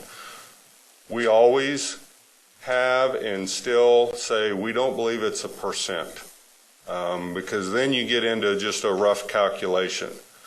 We've always said, and they finally understand and get what we're saying is, we put more rules in place that if you want to be highly effective as a teacher in your final evaluation, you have to be able to demonstrate it in more than one way. As an example, and that's only for teachers that teach math. If you're a PE teacher, there ought to be other ways other than how your building's doing on the state math assessment. Non-core areas, they have multiple ways that they can demonstrate how their students are growing in performance. But we basically said significant means if you can't demonstrate that your kids are growing in any fashion, then how could you be labeled as highly effective? So we put rules into our system that prevents teachers that cannot demonstrate in one way or another students are growing in performance. Then we say you can only be labeled at most maybe developing or effective. And U.S. Department of Ed a month or two ago said, we get it. Your rules are actually trumping any, because some states said 30%. Well, that means there's a 70% likelihood you could label them something else. And we said, no, our rules trump any percentage. And they said, we finally get it. So we're making a lot of progress with that. We submitted all of that response to them on January 27th. We're waiting. We actually have a call with them later this week. 2014. Yes. 2014. Yeah. These slides get updated all the time, but yes, you're correct. January 27th, 2014, just last month, we submitted our final plan on that. Okay, find the dates on this slide. Okay. Now this one is correct. The fall of 2013, last fall, we had our monitoring visit.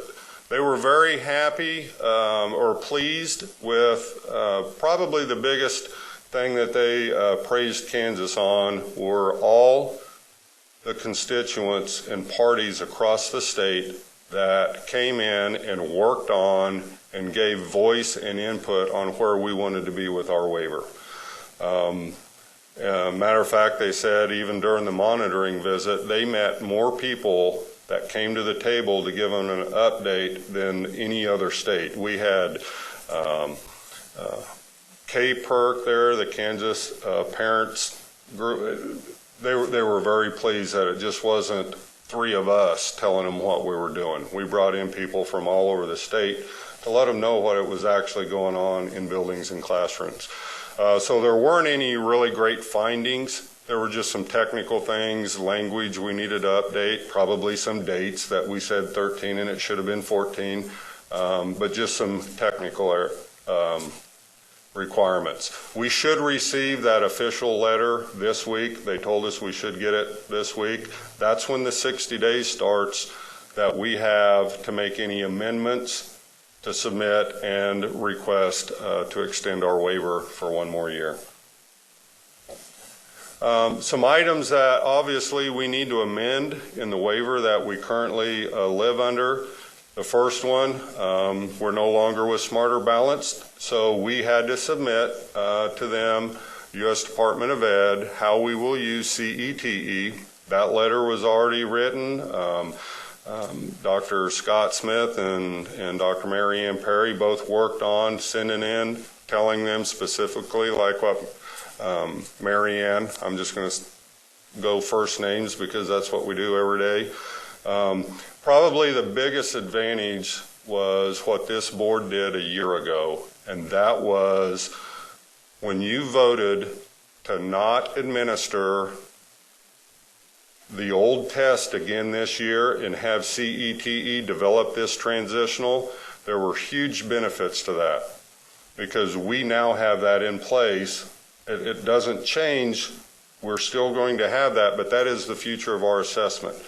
Another great benefit of that was schools get to test the new KITE engine this year, work the bugs out, all of those things that we're hearing a year before they would have ever been able to get on it. We'd have been dealing with some of those issues next year, would have been the first year that we would have been using it, so we get to test drive it this year. So that was another great advantage of the board making that vote a year ago, that we actually get to pilot not only test items, but the engine that they're going to be running it on. We also will be amending our waiver. We need to come up with a better word because we're already wearing it out, but that bouquet of how we want at the high school level to allow a kid to take a test that is more aligned to their individual plan of study. No other state's looking at this. When we talk about it, when Diane and I are with chiefs and deputies from other states, they are very intrigued with it. But it takes a lot of work because number one, we know that whatever they take has to be aligned to the standards that you're actually teaching. So we've got to work around that, but we'll be, we met with the CRAC committee, the College and Career Ready Assessment Advisory Council 2 days ago on Monday, brought them back. They gave us a lot of input. Mary Ann talked about the fingerprints we now get to have on it. We'll be bringing a smaller group of the CRAC in here in a couple weeks to start working on that language of how we want to demonstrate to the U.S. Department of Ed that this is meaningful, valuable, accountable, all of those things, that we're not leaving kids out, that we can still hold schools, kids accountable. So we'll be amending that here along with our letter to extend our waiver. And the last one, this isn't one that's high on the radar, but it's very important to us, and that is we have priority schools and we have focus schools. We're also required, well, what about those other schools that aren't priority and focus, but they're just not making progress? When we wrote our waiver 2 years ago, as we wanted to identify those, we looked at using just 1 year's worth of data, and now that we're looking at it, we're thinking, no, we want to make sure that we're reaching the ones that over time, over 4 years, they may not be priority or focused, but they're just kind of out there in the shadows. What can we do to help them? And make sure that they have a plan so that they don't find themselves 3-4 years from now a priority or focus school. So we'll be amending that, and actually we have we just had a call Monday afternoon. They're fully supportive. They just want to make sure that we're providing the right supports to the schools that need it the most. The last one is, and again, we've presented this, the whole concept, and like Mary Ann had talked earlier, how will we use student growth and performance in a teacher's evaluation? We're building the system, we're building the reports, we're doing it all, but that actually won't be used until the 17-18 school year. Originally it was 16-17. It won't be, we're pushing it back 1 more year mainly because of our decision as a state to go with CETE, since that test won't be fully complete operational until a year later than Smarter Balanced would have. We want to push that date back as well. So we have plenty of time, very valuable time, to be able to spend educating the field on what does it even look like? How does it work? So anyway, that's one other thing that we have submitted. We're just waiting for a response on that. Questions?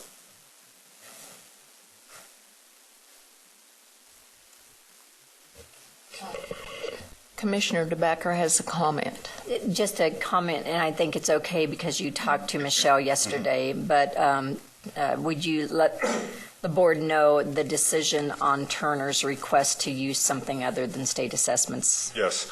Even though it's not a part of our state ESEA waiver, if you remember, the Turner School District came to this board with a request, and we submitted on their behalf. They wanted to use this spring Aspire, which is the ACT grades 3 through 8. They wanted to use that in place of the state assessment and ACT at the high school. We were notified yesterday that U.S. Department of Ed approved them to use ACT at the high school. They did not approve the grades 3 through 8 Aspire. Several reasons, but mainly since the state board approved to have this transitional assessment built that we're administering this spring, that is now aligned to the standards. It's not the old test. They said it makes sense for you because McPherson, Kansas City, Kansas, Clifton, Clyde, they're all taking this transitional test. So it made sense to them that if this is the future of our assessment, they would, so they didn't approve the Aspire 3 through 8. They did approve them to administer the ACT to their juniors this year. Ken Willard. Brad, does that not speak pretty well for the potential of our bouquet being approved? I don't think so. The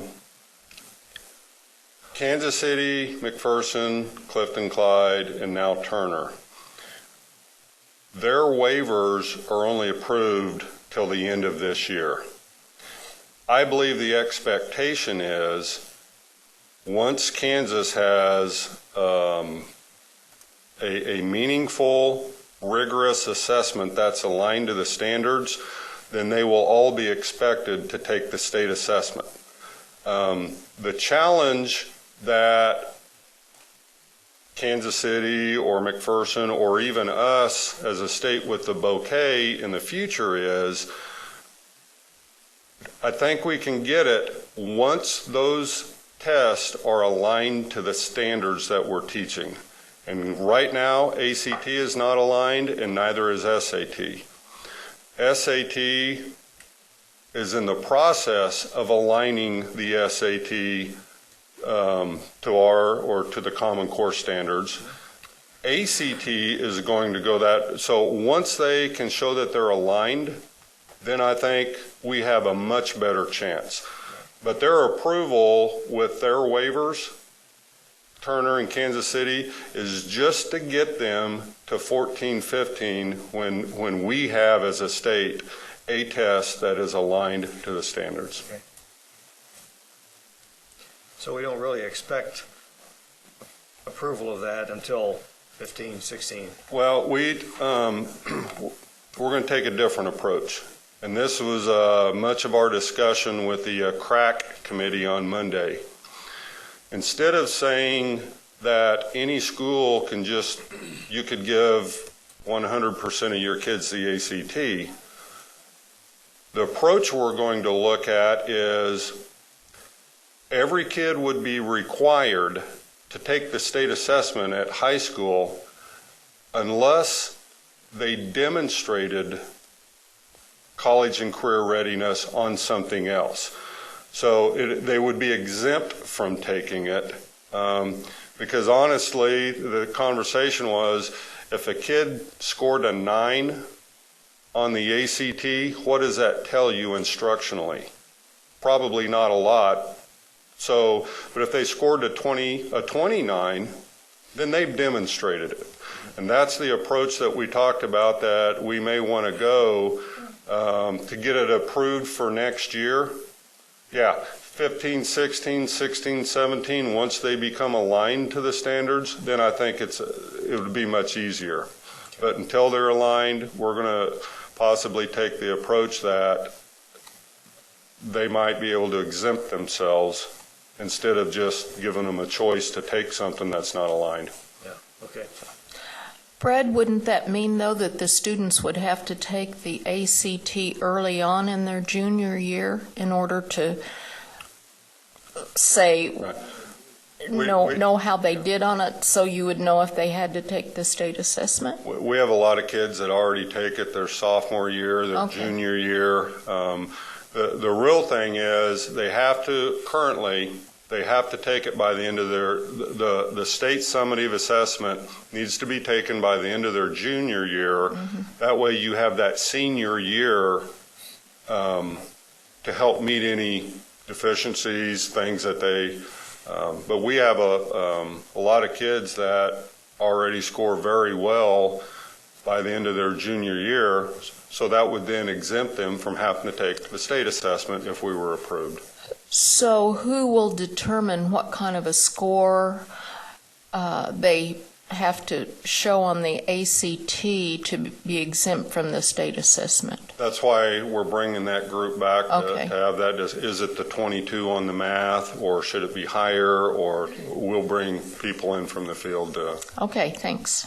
Janet Waugh. Thank you. You just brought up a question in my mind that I had thought about. Didn't think of it till now. I should have asked it earlier when we were getting the assessment update, but hopefully you can answer it. Is the intent of KUCET to get the assessment eventually, since they had worked with the Board of Regents, as a college, equal to ACT? Yes. Okay, and then the Board of Regents would accept that. That's our hope, and that's why Mary Ann said the Board of Regents is excited to be involved with this.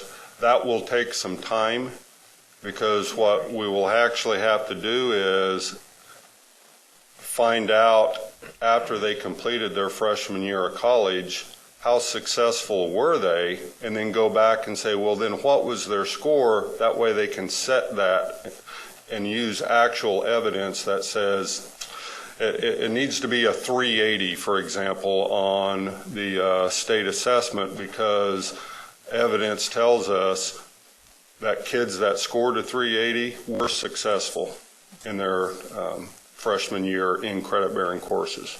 I thought that's what she meant, but I thought I needed to make sure. Thank you. Other questions?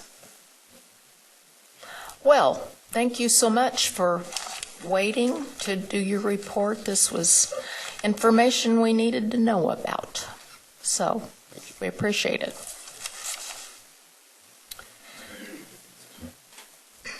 Board committee reports are next on our agenda. We always begin with the chairman's report. I'm going to talk about activities I attended when you all do yours, but I would like to go ahead now so I don't forget it and appoint our representative to the negotiations with KSDE. And that I would like to appoint Dina Horst, as she was part of the process last year, and it was a 2-year contract. So I don't think that requires a vote, just an appointment. So thank you, Dina. And another item we needed to take care of as kind of a cleanup was to, and I've got to read this so I say it right.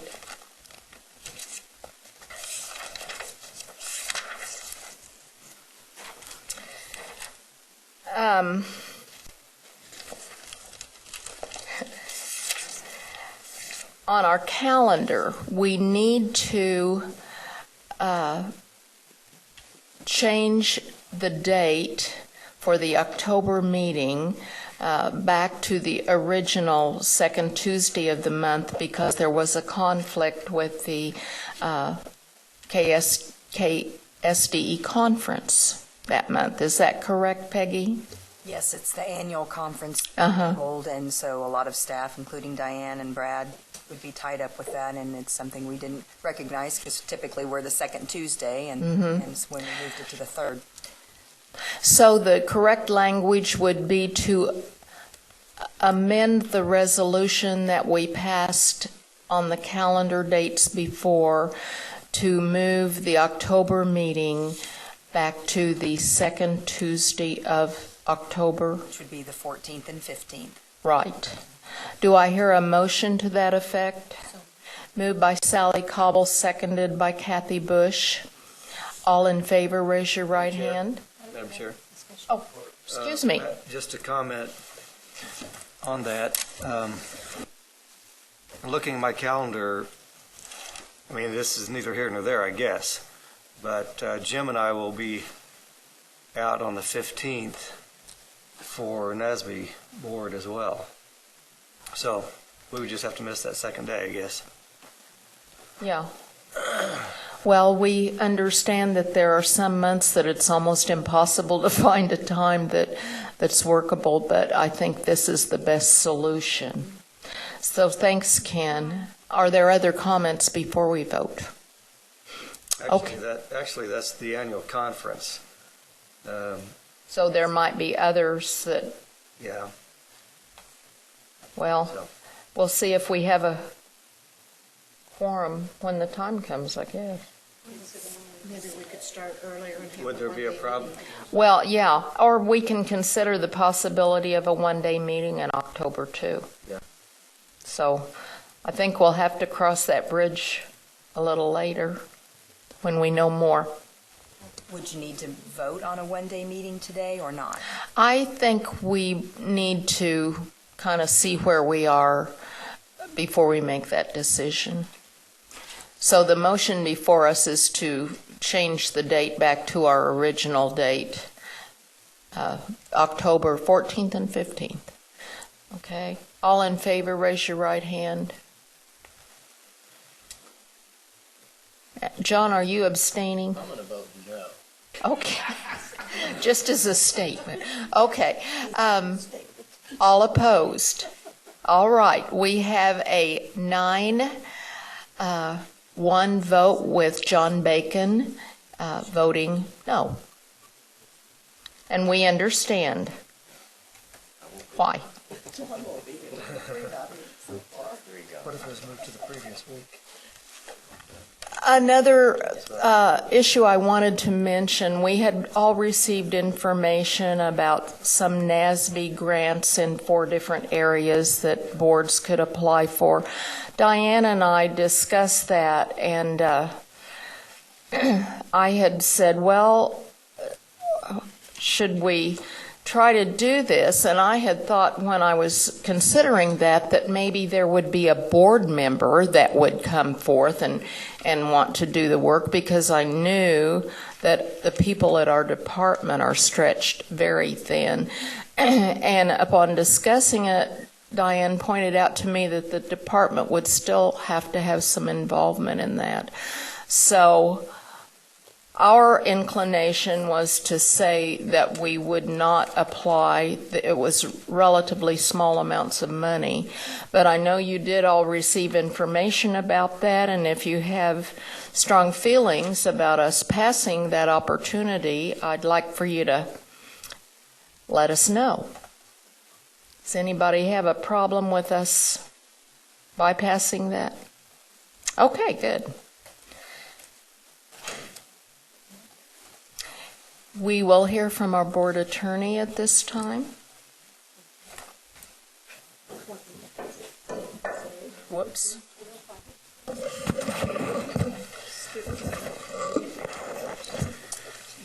gosh, everything's falling apart. Everything's falling apart. Thank you, Madam Chair. I submitted a monthly summary of my activities. There was one typographical error on the bill, so the bill itself will be resubmitted to the Department for payment. It was under by $700 on one daily board attendance. But if they have any questions about the summary or the activities, I'd be happy to respond to that. A couple updates. One would be on the local option budget lawsuit that I've kept you updated on periodically. As you know, the plaintiffs in that case that we refer to as the Petrilla case did file a notice of appeal to the 10th Circuit Court of Appeals. In the meantime, the District Court Judge Lundstrom did deny plaintiff's motion for reconsideration of the request that was kind of percolating around that we discussed in I think December as to whether or not the appeal would be based on the previous ruling from October or whether it would also include a motion for reconsideration, and Judge Lundstrom did deny the plaintiff's motion for reconsideration. Additionally, as I had mentioned before, there was some effort by Shawnee Mission School District and Blue Valley School District to file an amicus brief or enter the fray through a separate attorney, and they have formally made that request to the 10th Circuit. So we expect that there will be a brief filed on behalf of the two school districts supporting the plaintiff's position related to the effort to find that the local option budget is unconstitutional. So that'll be interesting to see how they go on record there. The next item would be that probably just to publicly elaborate slightly on the fact that the School for the Deaf, the negotiations, there was a 2-year contract entered last year, and then I'll be involved with the negotiations along with Dina Horst next week, which is expected to be a 1-day negotiation session for some very minor issues on the for points of clarification and update on the negotiated agreement with the NEA at the School for the Deaf. And then, if you'll permit me to provide a little bit of additional insight, we've had quite a bit of. I wanted to just briefly address the issues of regulations, because a couple of questions have come up about the difference between statutes and regulations, and we've had a lot of discussion on the agenda about laws that have been introduced that are either complementary or conflict or duplication of regulations that this board has considered. I think that a number of items on the agenda have addressed passing regulations, including the accreditation and the fingerprint regulations. So I thought it might be a good time to just, not in the context of a specific topic, but just to, from my perspective, highlight for you the regulatory process. And while it may be basic for most, I think it's worthy of just pointing out the distinction between between legislation and regulations. Obviously, the legislature passes laws, and they can, they go through that process and pass, legislation that this board and the agency would have to comply with. This board does not have the authority to pass a law, so this board or the agency has the statutory and the constitutional authority to pass regulations. So sometimes it might be, those are alternate methods of getting laws passed, or in this case, a regulation would be. It wouldn't be a law because it's not passed by the legislature, but it still has the effect and the force of law in that those that are under the jurisdiction and the purview of the State Board of Education must comply with those regulations.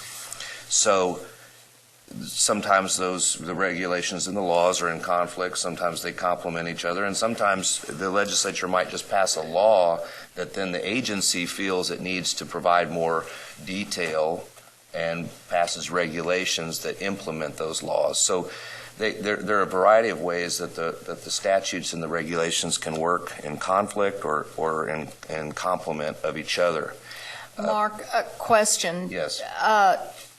Does a law trump a regulation? Well, it would trump a regulation, and I guess it depends on the language of the. Well, what I was thinking of was this fingerprint issue. You know, we're discussing it as a one-time thing for licensure, and there's a bill in the legislature to require every 5 years. If those were to both pass, then the reality would be it would require every 5 years. If that law passed, the department and the agency would have to comply with that statute. If there was a conflict in the agency reg and the law, it's possible that then we would ask for an attorney general opinion, which could ask for a resolution of conflicting requirements. But depending on the situation, most likely the law would dictate that you would have to comply with that unless for some reason the agency said, we're going to pass this regulation and we're going to follow this particular protocol or this procedure, and we might need some interpretive guidance from the Attorney General, because the Attorney General is the office that helps interpret the law. Okay, thanks. But to your point, while you were discussing fingerprint regulations, those regulations have to go through the review process, and they take, as it's been quoted before, anywhere from 60 days, which is very rare, that would be on the short end, to 120 days or sometimes even longer, depending. So while you're working through the process of the regulations, that could take months, whereas if the legislature decided to pass Senate Bill 335, that could be effect. And typically, it could be passed, and then it takes effect typically upon entry in the Kansas Register, and usually they put a date of July 1st. So that could be put into effect immediately by passage of the legislature. I know that you were also discussing issues of accreditation. So it just occurred to me that maybe without this specific action item in front of you, talking about how these work together, and just a friendly reminder of the processes involved in getting a regulation passed. I usually keep with me and keep in the room here the policy and procedure manual for filing of Kansas administrative regulations, which goes through in great detail this process. But I think that this flow chart helps to show the various input and feedback that is required in the lengthy and detailed process for a regulation to be passed. So while it was discussed that the agency writes the language, then it goes internally to the legal department for review and comment, and there might be, that could take literally, depending on the issue, could take months or years, depending on how that evolves. But the formal process of getting a regulation approved to have it have the force of law, if you will, of a regulation, goes through many steps. And a permanent regulation would then go, once approved within the agency, the language would then go to the Secretary of Administration. It would then go to the Attorney General. Then there would be a notice of hearing, and then it could be published in the Kansas Register.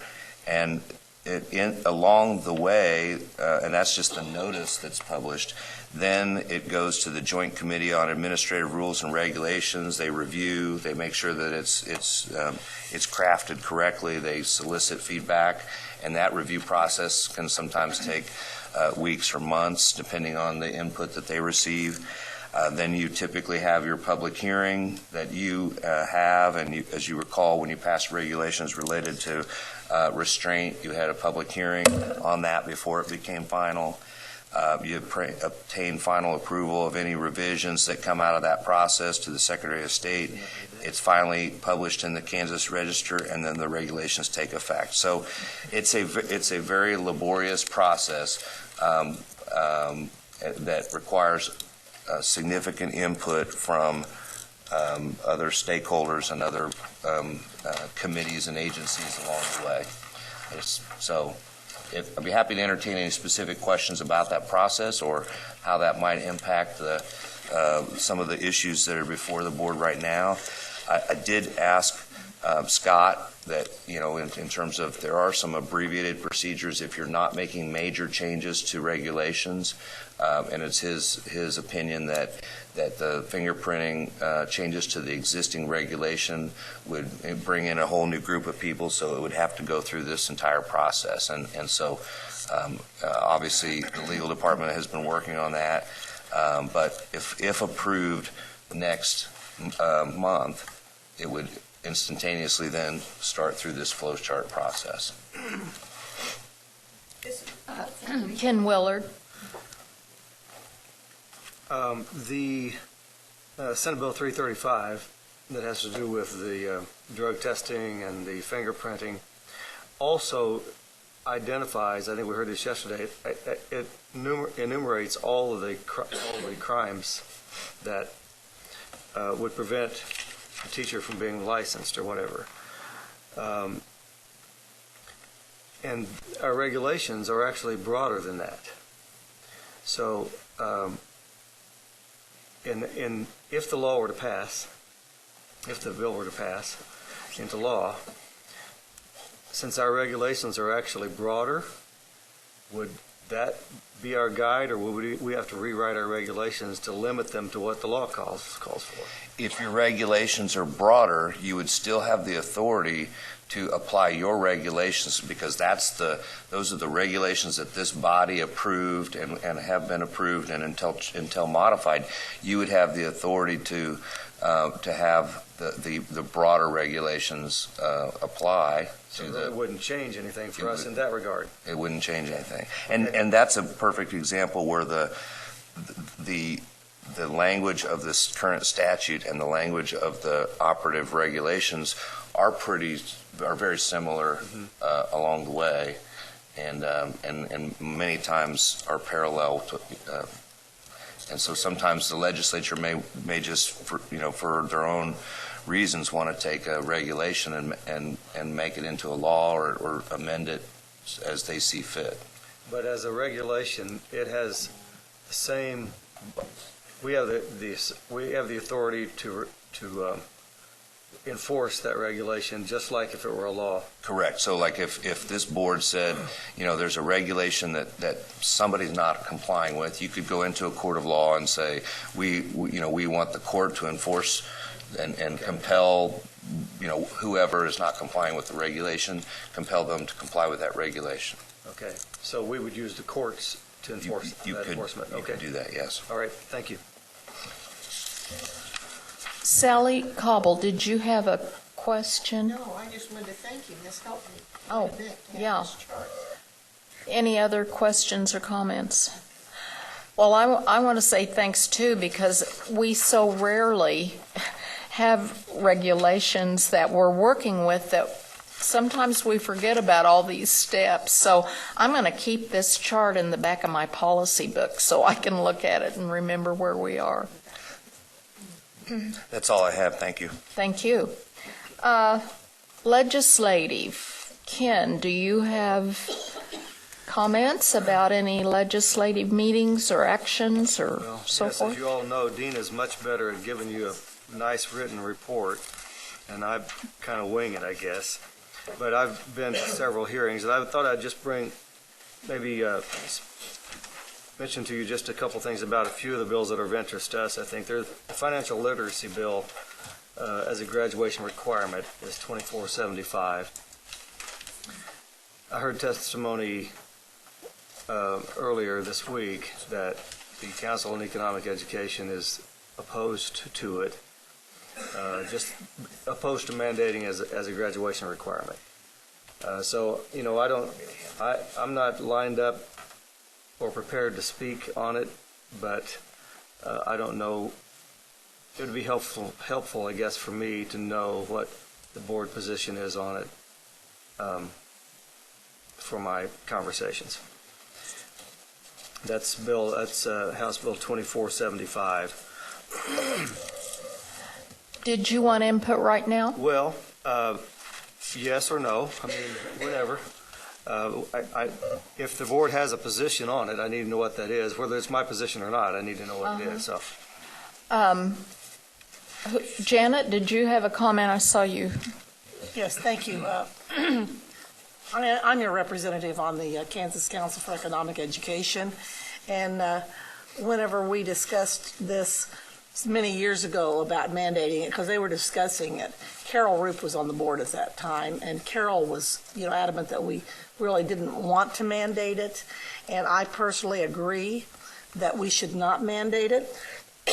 We believe the council supports, and I certainly agree with, that financial literacy should be embedded in the standards, which it is, and that it should be taught from kindergarten through 12th grade in various ways. And if schools want to offer, a course in financial literacy, I think that's great. But particularly now with the funding issue the way it is, I really think it could be a real challenge for some districts, particularly smaller districts, to have a specific class on that. So I personally would like to see us encourage financial literacy but not have it mandated. I think this is at this time. So therefore, if you want a motion or if you want just input, whatever you want. Well, I don't think a motion is necessary. Okay, but that's my probably, position. My thought has been on it, and I've voiced this to a few people, is that there are some students in a school that are going to come out with a good grasp of financial literacy, quite financially literate. Other kids in the same school under the same instruction won't. So I'm not really sure that mandating it as a graduation requirement will accomplish what the goal is, and that's for every kid to be ready. I'm not necessarily opposed. I'm not opposed to the idea, what they're trying to accomplish. My question is, what evidence is there that it really is going to accomplish that? And one of the arguments that was made, I think, by KSDE or the council was that kids at a junior and senior level are not going to be dealing with a home mortgage for maybe another 10 or 15 years, probably, and to have to make that a part of, because this bill specifies the items that need to be educated on or be literate on. Things are going to change a lot between now and then, possibly, and I don't know. So I'm a little bit soft on the bill, I guess, personally. The other one of interest is that 2546, which calls for two state assessments that we would be responsible for having written, one for public schools and one for non-public schools. And their assessment would be based on would be the same as the ones that were utilized in the year 2002, 2003. So I don't know. I haven't had a chance to talk with anybody to find out what they were aiming at there, but I thought that might be of interest to you. Another one is there's a bill again by Representative Hebert for retention at grade 3, and I don't know that it's been heard yet, and it's probably pretty similar to last year. But again, I have visited with the governor's office on this last year about what that actually entails and what. And my question is there maybe a more appropriate response to just ensure at grade 2, ensure that kids are getting the proper remediation to get them up to grade level at grade 3 or however long it takes, rather than the retention, because there are lots of arguments that retention really doesn't accomplish anything. So I haven't had many conversations about that this year, but I just wanted you to know about that. If you have any input for me, that's fine. It was my understanding that the governor developed the reading roadmap in response to that whole issue, and that was the whole point of that initiative, to try to help those kids, early on, I think before they get accurate. to that grade. But So there's another bill this year, so I know, but do they talk to each other so that they realize? No. Okay. Senate Bill 335, you've heard a lot about, and that is the drug screening.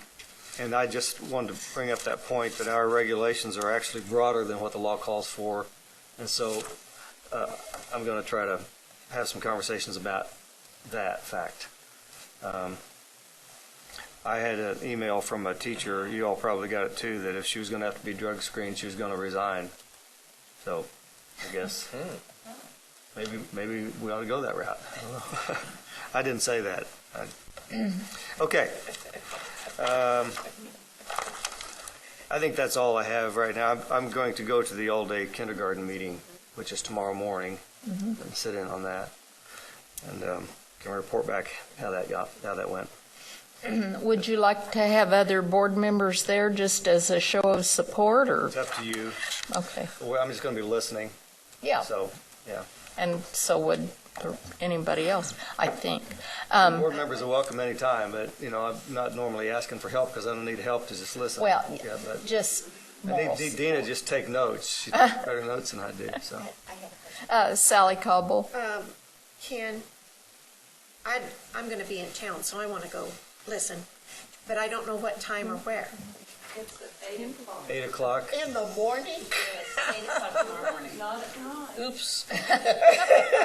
Well, we know one person who won't be. And where is You have to get up a little early. I'll tell you here in a second. It's at 118 North. Okay, and how long will it last? Till it's over. I don't know, probably an hour or so. Should just last an hour. Yeah. I would say probably 9 Yeah. because it's probably an hour. Yeah. Otherwise, if Because they have. I might miss it. Okay. I want to ask you about another legislative issue. Ken, on the federal level, with our emails been kind of going back on Senator Roberts' bill, I did write a personal response to that, if you would like to see it at all. Well, And I didn't know if the board wanted to take a stand on that bill or not. It's written very similar to what was the state very first bill of last legislative session. It's written very similar to that. Actually, I think it has very little impact on us, even if it should pass, which is probably not likely, but because it forbids spending any federal money on any national testing. We're not using national testing, we're drafting our own assessments, and we didn't get any. It talks about race to the top money. We're not using any race to the top money or money for what we're spending on assessments, and they're not a national assessments in any case. So it covers a whole lot of bases. I don't really think it has much bearing, but I know NASB's pretty exercised about it because it could have pretty significant bearing on what some states are doing. Well, my concern about it was the rise of the Common Core again in the state because of it, and he is quite a leader in our state. That was my only concern, so I did write a letter. Not all members of our delegation are in sympathy with that. Yeah, I know. Yeah. So, just kept you up. That's all. I see. Dina Horst was, I was going to call on you next, so, for your legislative. Well, actually, I was going to make a comment about one of the bills that Ken was referencing. And I guess when a bill starts dictating what a school district will teach, I'm not sure that they have the constitutional right to dictate exactly what the content's going to be. To suggest it is one thing, but I think it is pretty clear that those have to be included. So that was my only comment, was I wondered whether they were within their constitutional right to dictate, since local districts can make a lot of decisions on their own by way of because the Constitution says they can. And maybe a district can, the legislature can pass something and the local district can say, I'm not going to follow it. But that was my only comment. But I think you've done a pretty good job of describing what both of those bills, particularly the ones that have had hearings, say. And do you want me to point out what I have on already printed for legislative? Yeah. One of the things that, one of the days I was able to attend, Dr. Poggio presented, and it was on grit, and somewhat what's missing with a kid.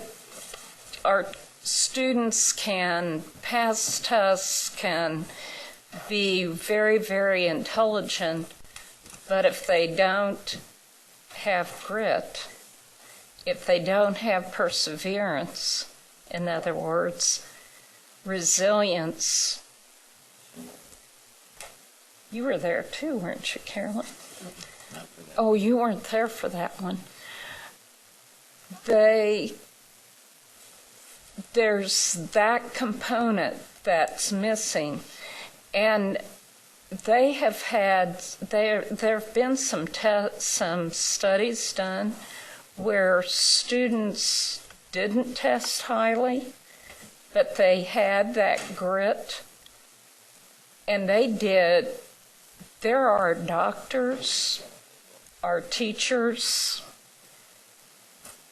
probably insurance agents, engineers, business folks that have been very, very successful. And so relying on a test to determine whether a student gets into college, for example, is a concern of his. And I think it ought to be a concern of ours, too, that we don't start relying a little too much on what a test says about students in our schools. So before I forget it, I will recommend that we have Dr. Poggio come and present to us at some point as well. And I also, I just wrote up the little presentation and sent it to you, so you should have gotten it online. And I also was there for the presentation. I think Ken may have been there for the first one that was on at risk, and was it at risk that we were On the joint committee? on the, yes, it was on I was there for NAEP. the presentation. And then I came in the next day when Brad was answering questions, and essentially took the majority of the time, because the questions all led back to the differences that were being presented by the department versus by the Policy Institute, for example. So that was quite an interesting discussion, to say the least. And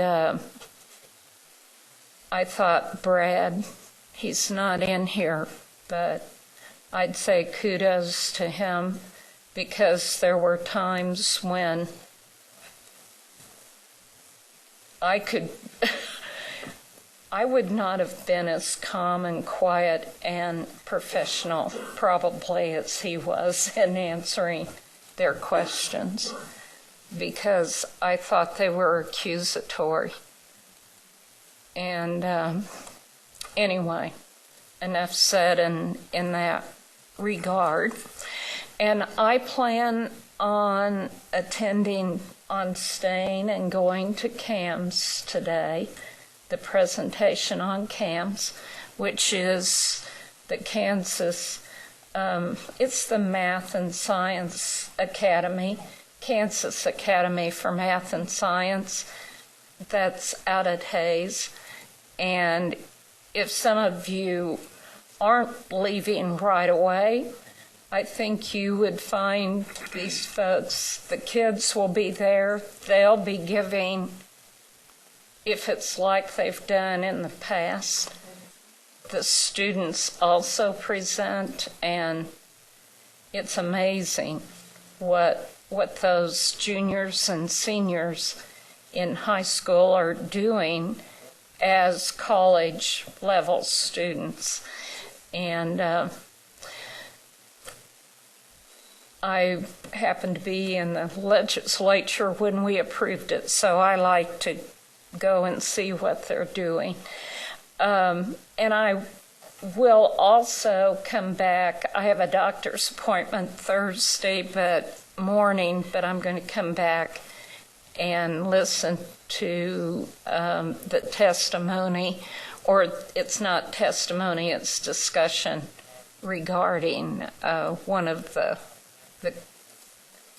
I think that's when they're going to talk about the drug bill and the fingerprints and so on. So, and the school and the finance. That's on, and it's, I think the Senate meets at 1, and they're meeting separately that day. So the Senate would meet at 1 and the House would meet at 1:30. So, and that's on Thursday. And I also look forward to representing you at the School for the Deaf. Madam Chair, just one more comment and then we'll leave this. Okay. Please, there is also a bill, Senate Bill 172, prohibiting the use of Carnegie units for graduation requirements. And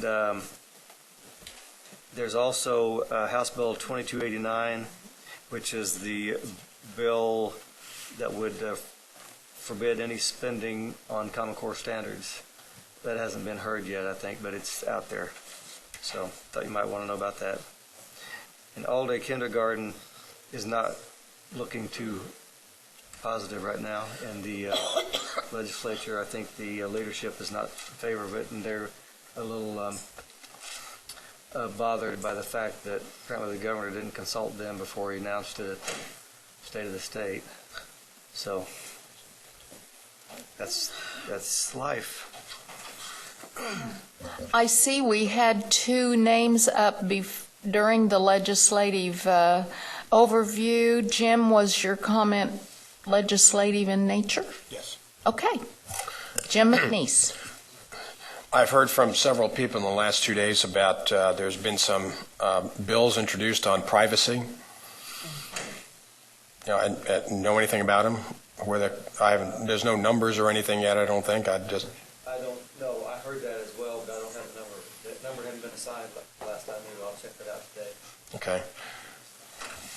Thank you. Steve Roberts. Steve Roberts. Thank you, Madam Chair. This might be more appropriate for Dina, but anyone can answer it. Is the charter school bill, is that something that comes up every time? Is that something they float every legislative session, the charter school bill? There is usually a charter school bill, but this one is much the same as last year's charter school bill. It's just in the Senate instead of in the House. I think it's the same bill. The Senate just didn't run theirs. The House bill was defeated, so now they're going to take another run at it.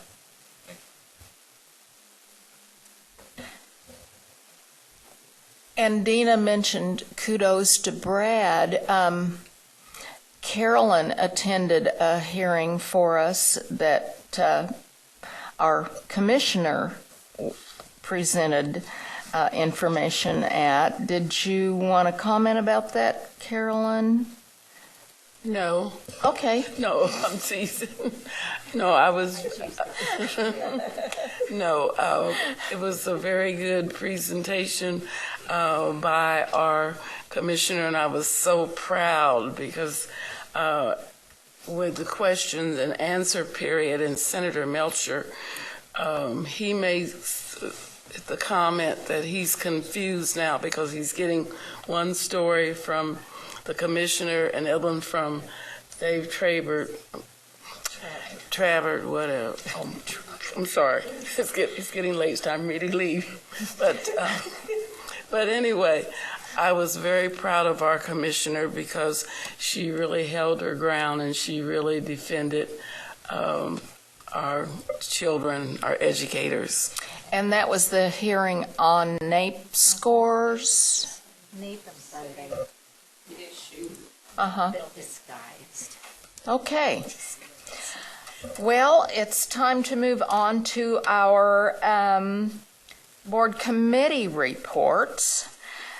The Communications Committee, do we have a report from the Communications Committee? Jim? Jim McNeese. Good old Joe. And Sally Cobble.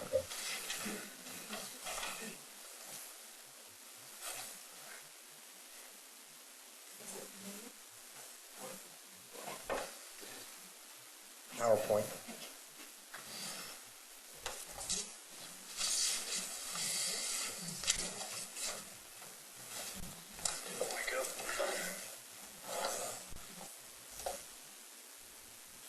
I put it to sleep already.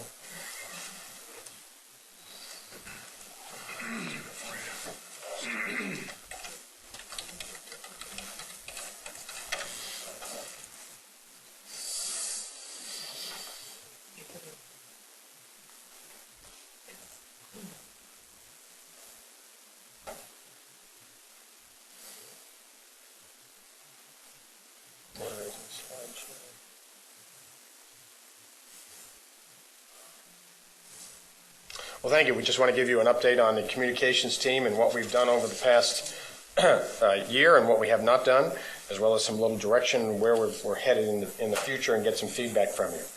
First of all, our whole communication plan update was basically the focus of our communication plan on information awareness, on partnerships and communication. And just to remind you what our goals were.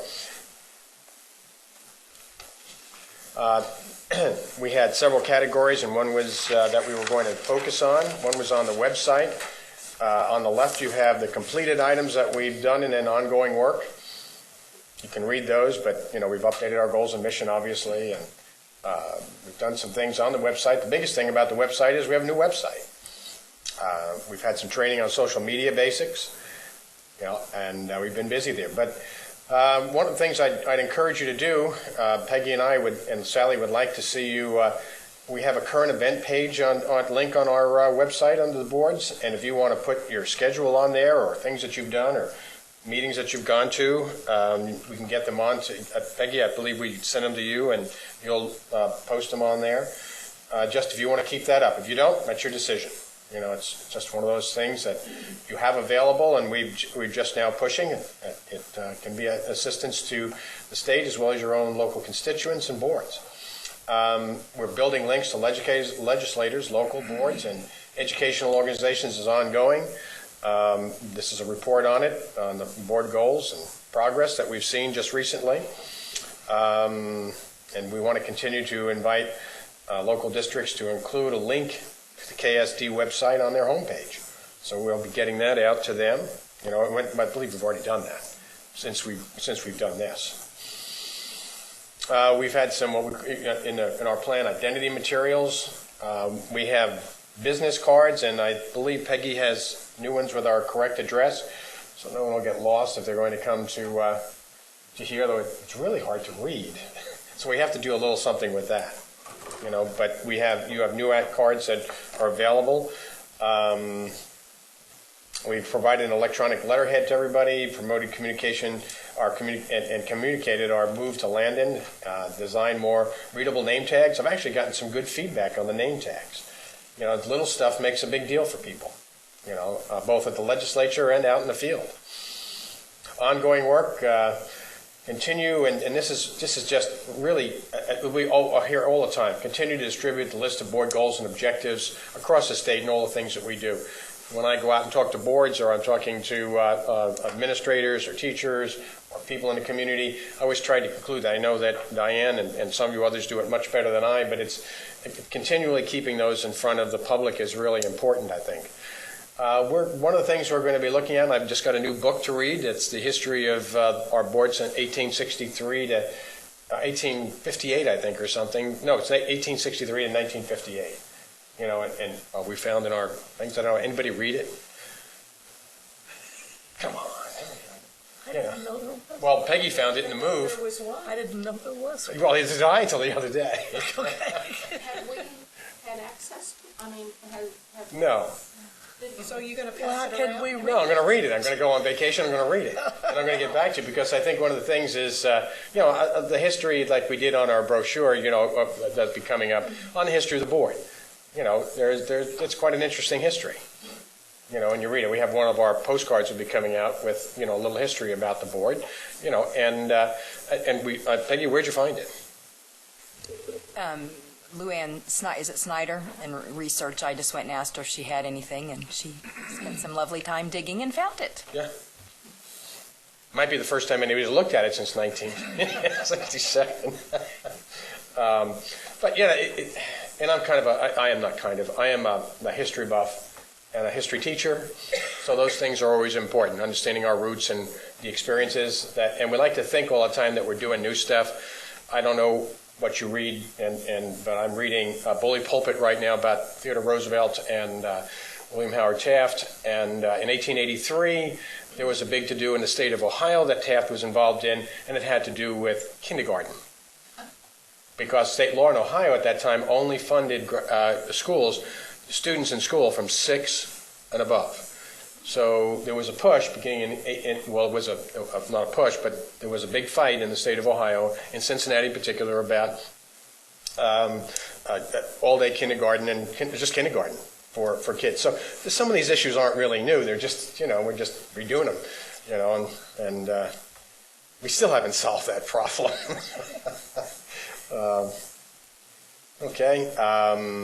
Visibility, we've hosted open houses, we have our legislative guide, we've provide a district media list for you.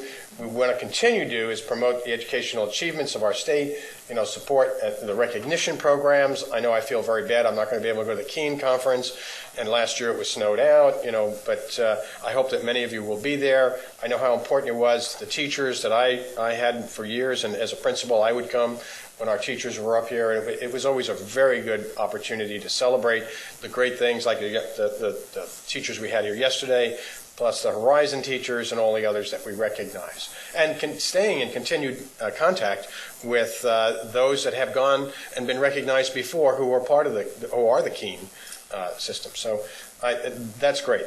We need to do those. We need to consider possibly new programs as we move into new assessments. And new accreditation models and new assessments, and think about what we're doing there. Those are very important things to keep in front of us for visibility, but also for the field to promote models and people who are very successful. Outreach partnerships. We've continued our strategic goals. The great things are happening. Postcard campaign. And at this point, I really would like to respond to some of the criticism we had yesterday. And as a teacher, I was always, you always kind of worry that, oh, darn, they find that I said something wrong. Well, technically, what we said as teachers in the postcard that was talked about yesterday, very correct. We said it wrong, incorrectly. Okay, we should have said educators, should have broadened that definition and not just teachers. I know that it was mentioned that, we only have 35,000 teachers. Well, not exactly. Those are the ones that aren't licensed. I'm not licensed. Those are the ones not fingerprinted. Okay, so you've got other new people who have come on since 2002. You have administrators, you have paras, you have all kinds of people working in the state. Plus, in some cases, some of those are duplicates as we've looked into it more closely. And they have multiple licenses, so they showed up as a double. So yes, I'm a little embarrassed that we didn't present it in the best way, but it was called to me by someone outside the field, and truly, as a teacher, that's a great moment for us to say we learned from others and they helped us be better. So it's better information. I'm pleased to know that people are reading it, getting feedback. Maybe you've gotten some, and that's nice too. In fact, it's very encouraging when I hear the folks in the field. Actually, I've gotten, and I don't know about you, but I've actually gotten impact from people around the country. They've shown up in all kinds of places. I had a teacher in New York sent me an email and said, I know more about your state than I know about my state. So it's going in places and finding, homes and people to look at it in other ways. So around the world, around everywhere. So it's not just in our state. But I have gotten very positive feedback on it. I hope you have as well. The ongoing develop and expand relationships with existing advisory boards. We need to do that. Strengthen relationships with business and community. Identify key groups that are not being reached. We'll continue to do those things during this next year. Advocacy, the receptions, our stance on political issues, as we've just talked. We've met with the House and Senate Education Committees. We've provided opportunities for board members to engage with legislators. We'll keep doing and strengthen our relationship with the governor. Thank you, Ken, for what you do there. Identify ways to improve relationships with the Board of Regents. Invite legislators to attend our meetings. Communications advocacy will be addressed in our next board retreat, which will be next February. Possible next steps. We're getting late in the day, and this is really kind of a vision as we talked about where do we want to go next with some things. We want to continue to implement the ongoing tasks from the communication plan. And we're also looking at, I've heard from several of you about possible ways to engage students as resources to the board. And we would like to bring some plans back, during the course of this year that we could look at, and I've heard many different things, and it's a good discussion. How do we bring students into the conversation? Okay, that's something we would like to do as a communication team, to bring back some ideas to you, and you give us ideas, and see if we can have some student voice, in terms of what's going on. Heck, they're the ones that are in there every day. It'd be good to hear from them. develop the opportunity for board members to survey constituents on issues and topics. Technology provides us some opportunities today that we can electronically use those, getting information back, on what's happening. Sometimes we say we wish we knew more from the field. You, as in your own districts, you as a board, we can use these things. SurveyMonkey would be one of those, an electronic medium that you can get quick information back. If that's something we might want to learn more about, we might want to use. Okay. Continue to invite legislative guests to our board meetings and to recognize them and the work that they do. Being a legislator is a tough job. Other recommendations that you might like to see for this year in terms of the communications team.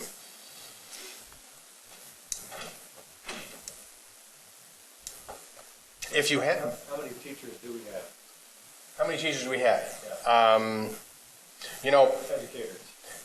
We're going to find out. Educators. We're going to find out exactly. It was a really good question. I don't think the number is going to be very much different when we're done than what we said. But that is an accurate number in terms of licensed, educators that we have in our state. But but some of them are duplicates. So we want to find out. And that exactly. So we couldn't do it between yesterday and today. Good question. We'll be better teachers in the future for that. Are there any recommendations for our communications committee? If you don't have any right now, which is very nice, but you do come up with some on your drives back or at some time, feel free to communicate with me or with Sally or with Peggy regarding what we might do in the future. I really want to thank you for the support you've given us as we've gone through this process. It has been a very good learning experience for me to understand how the board works, your wishes, desires, but also how to interact with all the constituent groups that we represent, that are part of our frame of reference in terms of doing our work. And I've learned a great deal from doing this. It's been a good experience for me, and thank you for the input you've given to me and Sally. But I feel like I'll be a better board member because I've gone through this for a year with you. So thank you. Thank you. You've done an excellent job. We appreciate it. Now, our policy committee is another hardworking group that has been diligently looking at our policy for months and months and months. Janet Waugh, would you give us a report? Thank you, Madam Chairman. Excuse me. Peggy, did you distribute these to everyone? You just gave them to me. Oh, these are all the same. Okay, what am I doing then? Okay, I should have looked. There's 3. Okay, so I kept one.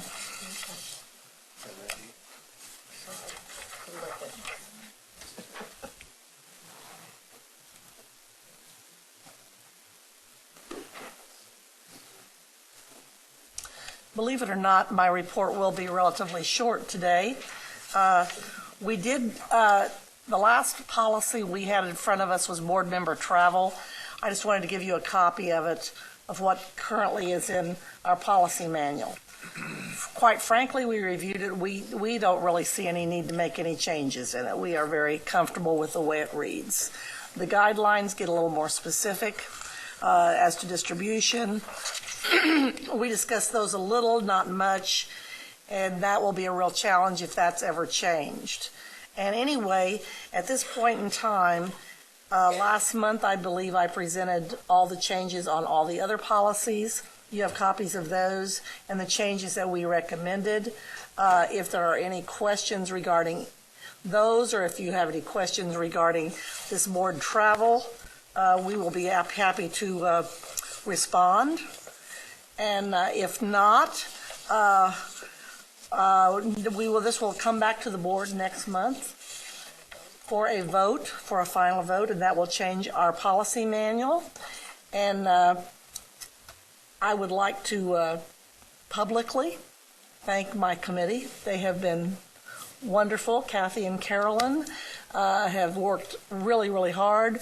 Peggy and Mark have been with us all the way through and have done yeoman's jobs, and Peggy particularly getting all the material we needed, and Mark keeping us on task.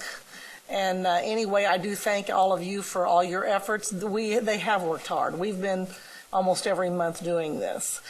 There are guidelines that we could look at, but in our discussion, we felt maybe that could wait. And possibly next year, that policy committee could tackle the guidelines, because quite frankly, I personally was rather shocked at so many changes that we had to make.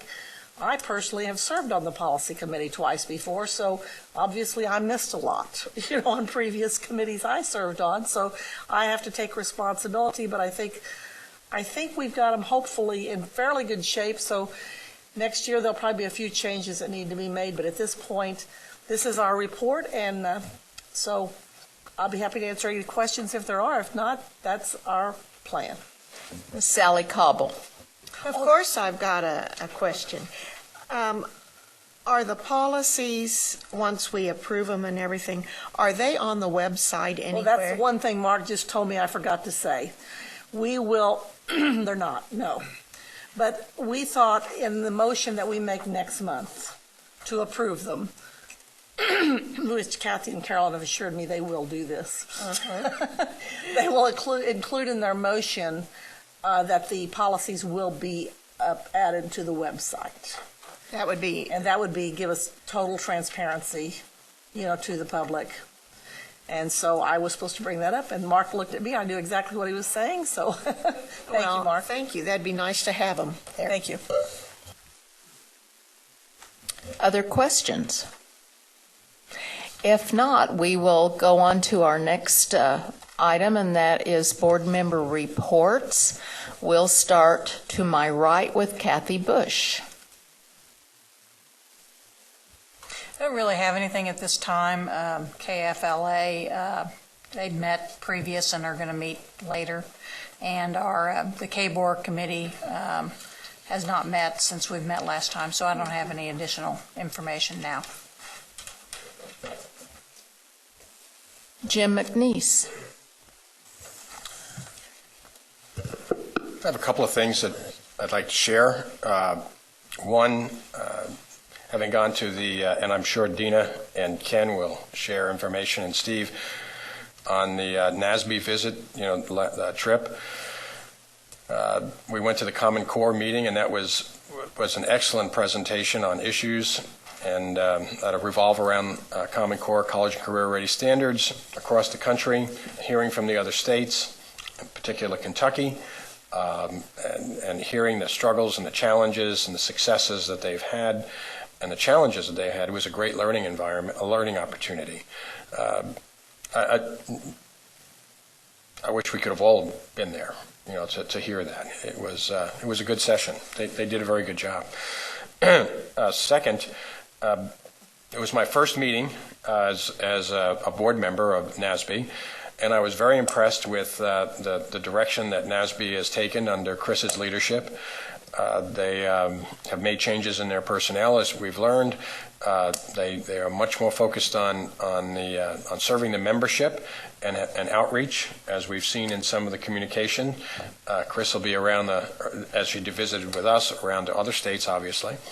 But I was very impressed with the board itself in terms of the representatives from the various states and the business-like attitude they towards running NASB. I was most impressed. It was very good. I think NASB's on good footing. It's got a lot of challenges yet ahead of it. Some of them are self-created by our own divisions amongst the states on how we're going to proceed. And that's a touchy one. That'll be interesting to see. But I think they're making the right decisions as just a business and an organization, and they're under good leadership, and they're reorganizing very well. So to raise your level of confidence, hopefully, in NASB. Also, part of the NASB presentation, and that's where I was asking about the privacy possible bill that was introduced. We spent probably an hour and a half, 2 hours on privacy. Got a briefing on what was taking place in privacy legislation out of Maryland and Oklahoma, which they're touting as model legislation. And it's, I went to of all places, the Wichita School District, when I got into this privacy thing, and I asked them, where's our privacy statement? Where do we say this? I was embarrassed to find out that it was right under my nose all these years. It's on the back of the parent calendar, as a privacy statements. And then there's probably about 9 or 10 bullets in particular incidents. And as I read the 9 or 10 bullets, having been in the district for over 20 years, I could almost name the incident that caused that bullet to arise. And when it was implemented and why and so on. And most of them had little to do with the privacy issues that I think are really at the heart of the whole movement right now, and the skepticism that people have over data and who's managing their data. I don't know how many of you have, we all probably have credit cards, and we all get privacy statements. I got several related to the Target incident from my credit card folks, and from financial institutions, from a bank, you get all these privacy statements. But one of the things schools haven't done is really develop a relationship with their customers, like we have with our credit cards, like we have with our banks and financial institutions.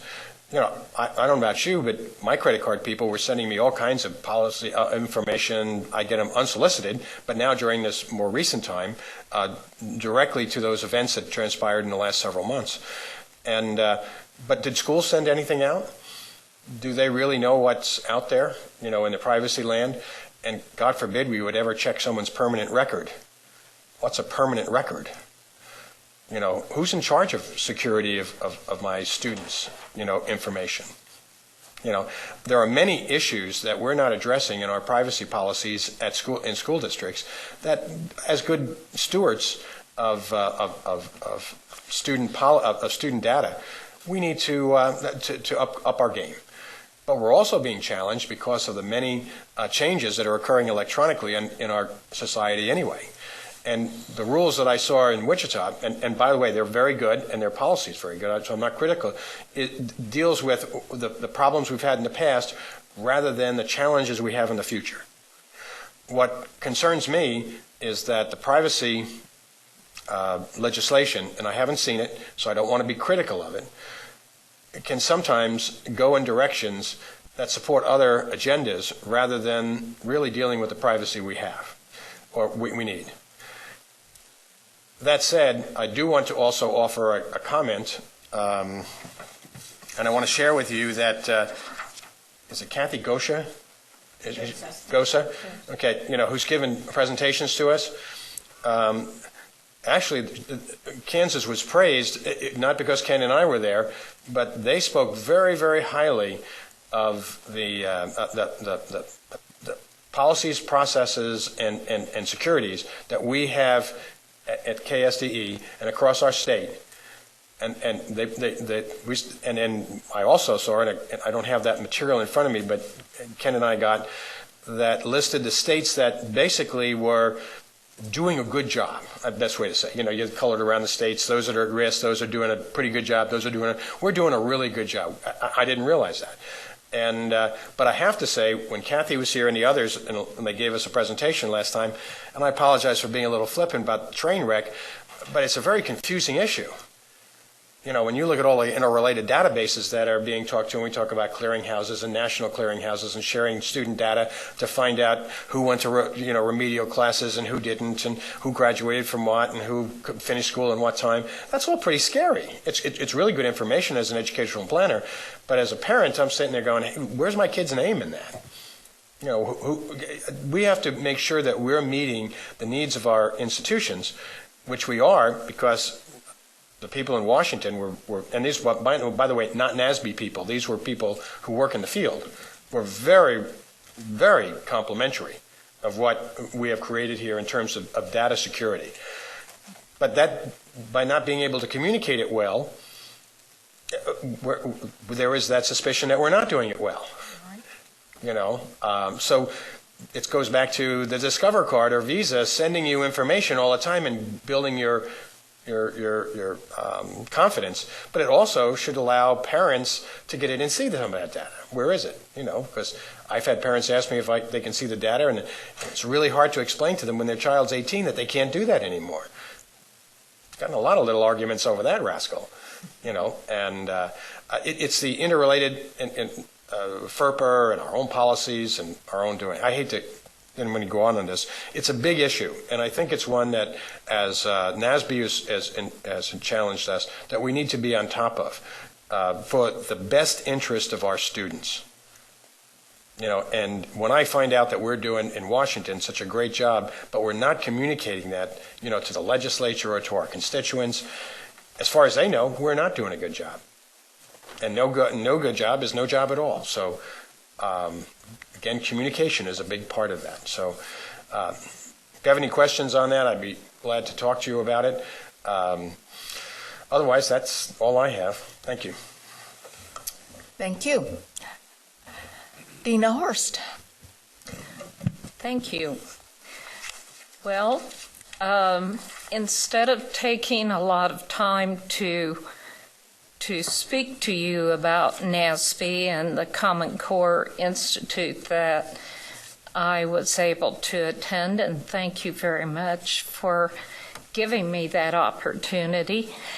There were areas about assessments, communications, teacher leader evaluations, and how those are linked to quality professional learning.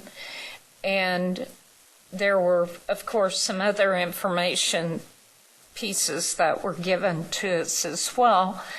And I probably have a stack of papers that if any of you want to dig into it more deeply, I'll be happy to share them with you. But I did do a recap, and it is in your packet. So you can read about it instead of listen to me talk about all of those things. I did speak at the Carl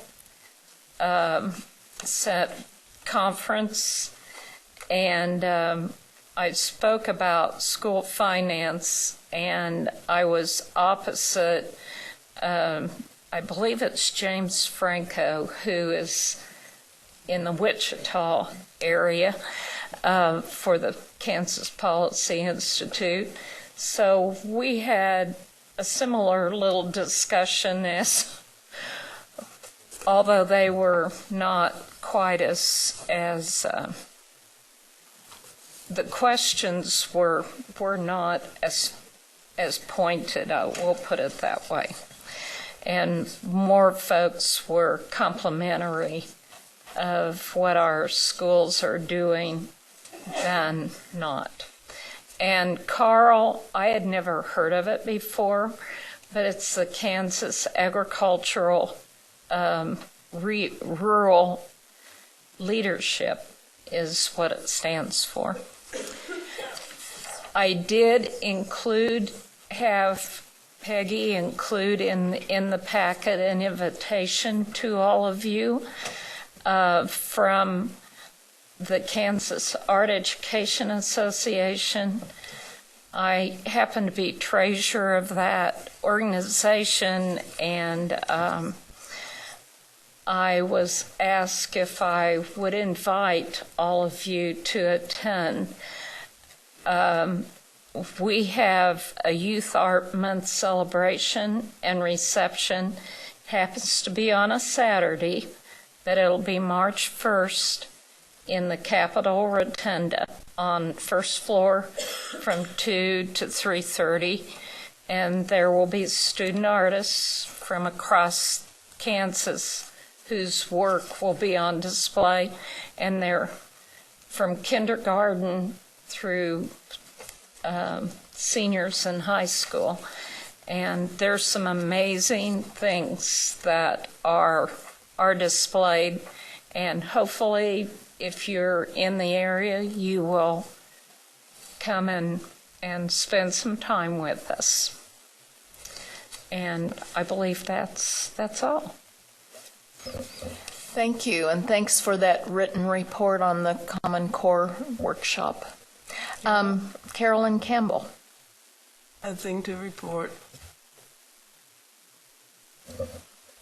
Well, I'm next, and I wanted to bring to your attention 3 different activities. On January 23rd, I attended as your representative to the Kansas Advisory Council for Career Technical Education, and that group is still trying to strengthen their representation from businesses in the 16 different pathways. So there still are openings and availability if anyone knows of someone that might be interested in that. Jay did tell the group about our board action regarding individual plans of study, and that we strongly recommend that initiative to move forward.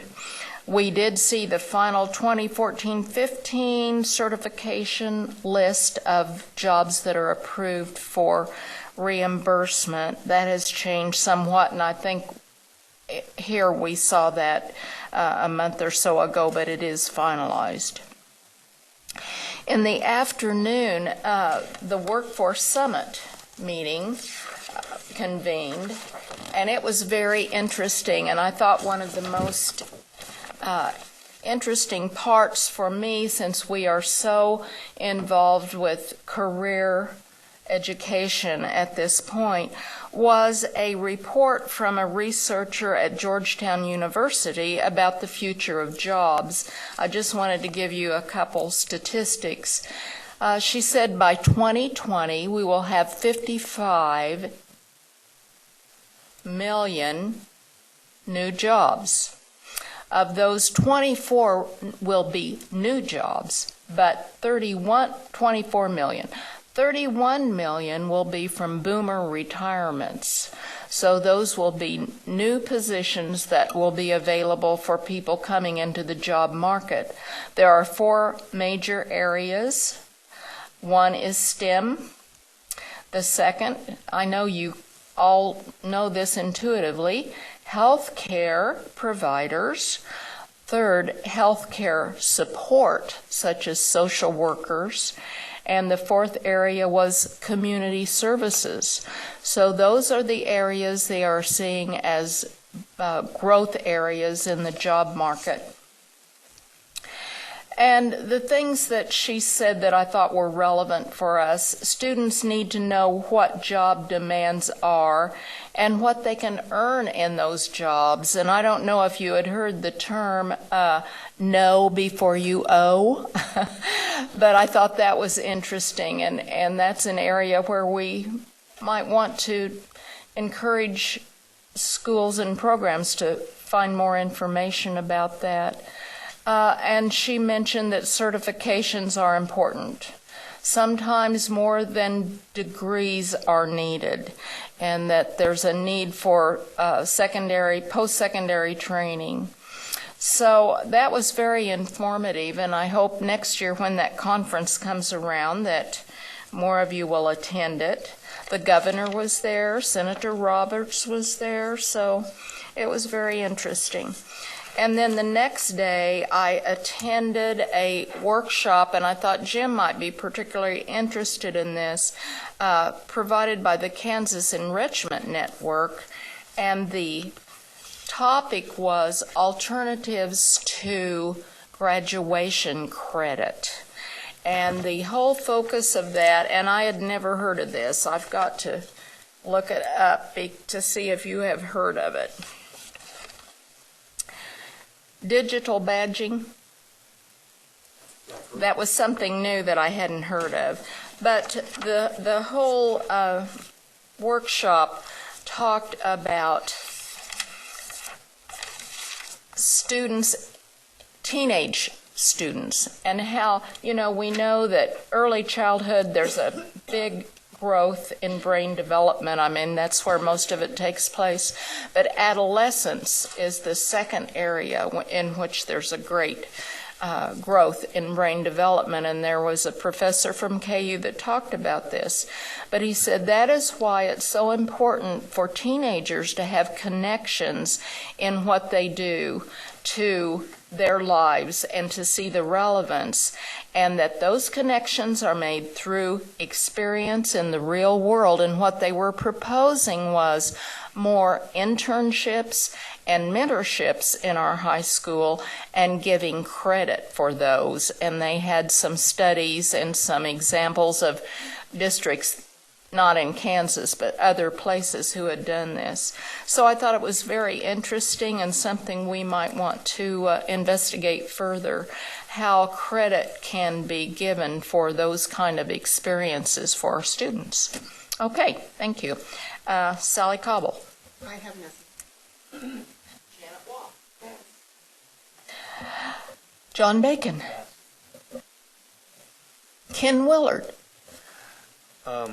Just one comment, and that is that at the board meeting, NASB board meeting, they prepared a history of NASB, which was quite interesting. And with just one interesting point I wanted to bring to you is that Kansas is the only state, I believe, who's had 2 NASB presidents. Connie Hubble was president years ago, yeah, and myself. So I thought that was interesting. Well, and Ken, you and I communicated about this liaison position that Jim was suggested for with NASB. Was that something we needed to Yes. Bring up so that we could make an appointment? Right. NASB is asking that every state appoint a board member or someone, an exec or someone, to be the liaison between NASB and the board to get all the information out. And my suggestion was that Jim be selected for that, since he's on the board and would be aware of all that. So that would be my recommendation. So it's suggested that Jim be our liaison. It seemed to make sense to me, since he will be at the board meetings and be informed with the information. So I would like to make that appointment at this time. Okay? Great, thank you. All right. That's it. Steve Roberts. Thank you. Just very briefly, I appreciated the opportunity to go to Washington and serve on the study group for rural education. It might be a little ironic. I'm probably from the most urban part of our state, but we're plenty rural. Just very quickly, I learned that Maine is the most rural state. It's considered 61% rural, some sort of rubric on how they decide where the population lives so far from town and so forth. And one of the folks on my study group is from the state of Maine, and her name is Nancy Perkins, and I just love listening to her talk because she sounds like she's from Maine. And her initial R's are great, but if an R is embedded in a word, you know, like fine arts, I could just listen to her all day. And you might imagine that it sort of came out. What I'm trying to accomplish here in Kansas is to plant the seed and get it to grow, that you don't necessarily have to go to teachers college to be a great teacher. And she was vehemently opposed to that idea. And she's an older gal. I'd say she's a septuagenarian, if not an octogenarian. And what I found most interesting is we agreed on everything except that one issue. I just thought I'd share that with you. Thank you. Thank you. Are there requests for future agenda items?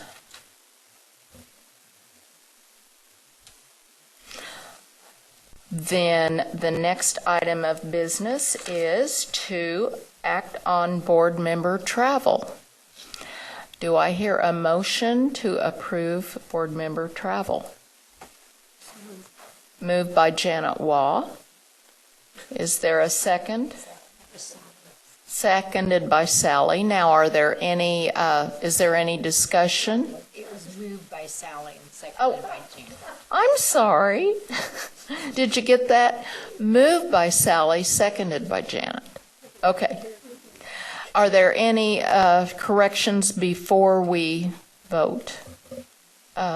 Dina Horst. The fact that I plan to attend a legislative committee meeting tomorrow on the 13th, and going to the School of the Deaf for negotiations. So you would like to add those to your travel? So if you would add those, I would appreciate it.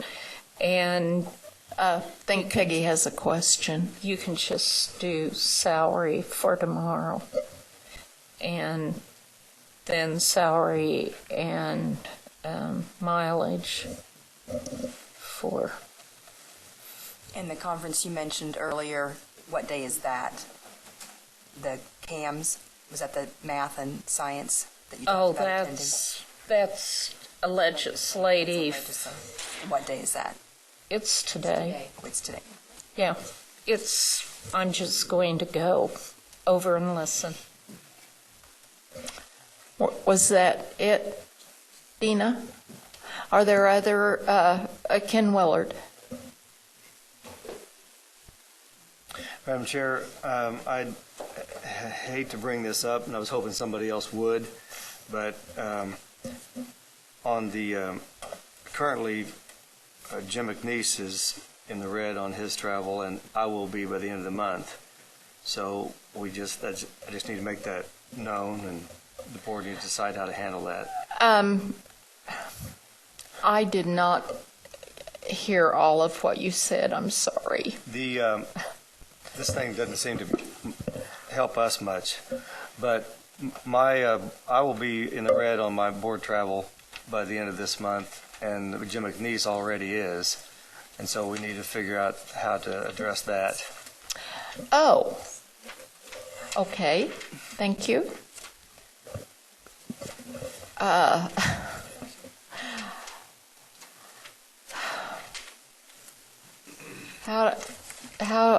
are we going to handle that? Do we have any suggestions?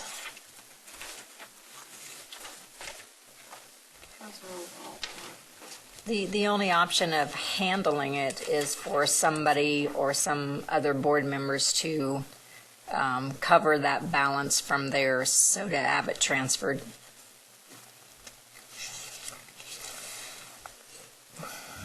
Are there any volunteers? I have the most money. Am I reading this right? That's how much you have. Yeah. What do I have left? 7,000. Okay.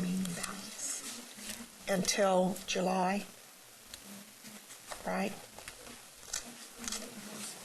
Yes. June 30th. June 30th. How much is, wouldn't I? I can help cover somebody with mine, as long as the legislative session, I'm not called up here too much. That's because my next meeting that I travel for the board, I believe, is paid for by another organization. Isn't that right, Peggy? In that science, it's covered by somebody else. Except your, salary is not, but your travel. Okay, and I don't think I have anything. I think it's kind of difficult to just make a commitment of not knowing. I would be willing to commit a certain dollar amount from my allotment to cover future expenses for these people. And maybe you would too. Until that amount runs out, then I guess we would deal with it at the next junction. Well, I would like to deal with it month by month. Yeah, I think so that's, that, yeah. So it does not keep me from doing, like if you can't go to something and you want me to go. So I don't mind covering Jim this month. We don't have to worry about Ken until next month. And so I'm more than willing to have Ken's excess come out of my Jim, Ken, Joe. Okay. Joe's can come out of amount or just his current deficit. the current deficit, and let's take care of it month by month. I think got this month covered. that will work. Okay? So do we have the problem solved for now? That's fine. Okay. Thanks for bringing that up, Ken. Thank you. We do need to vote to approve the board travel with the additions that were made. All in favor, raise your right hand. Opposed? We have a unanimous vote there. Thank you very much.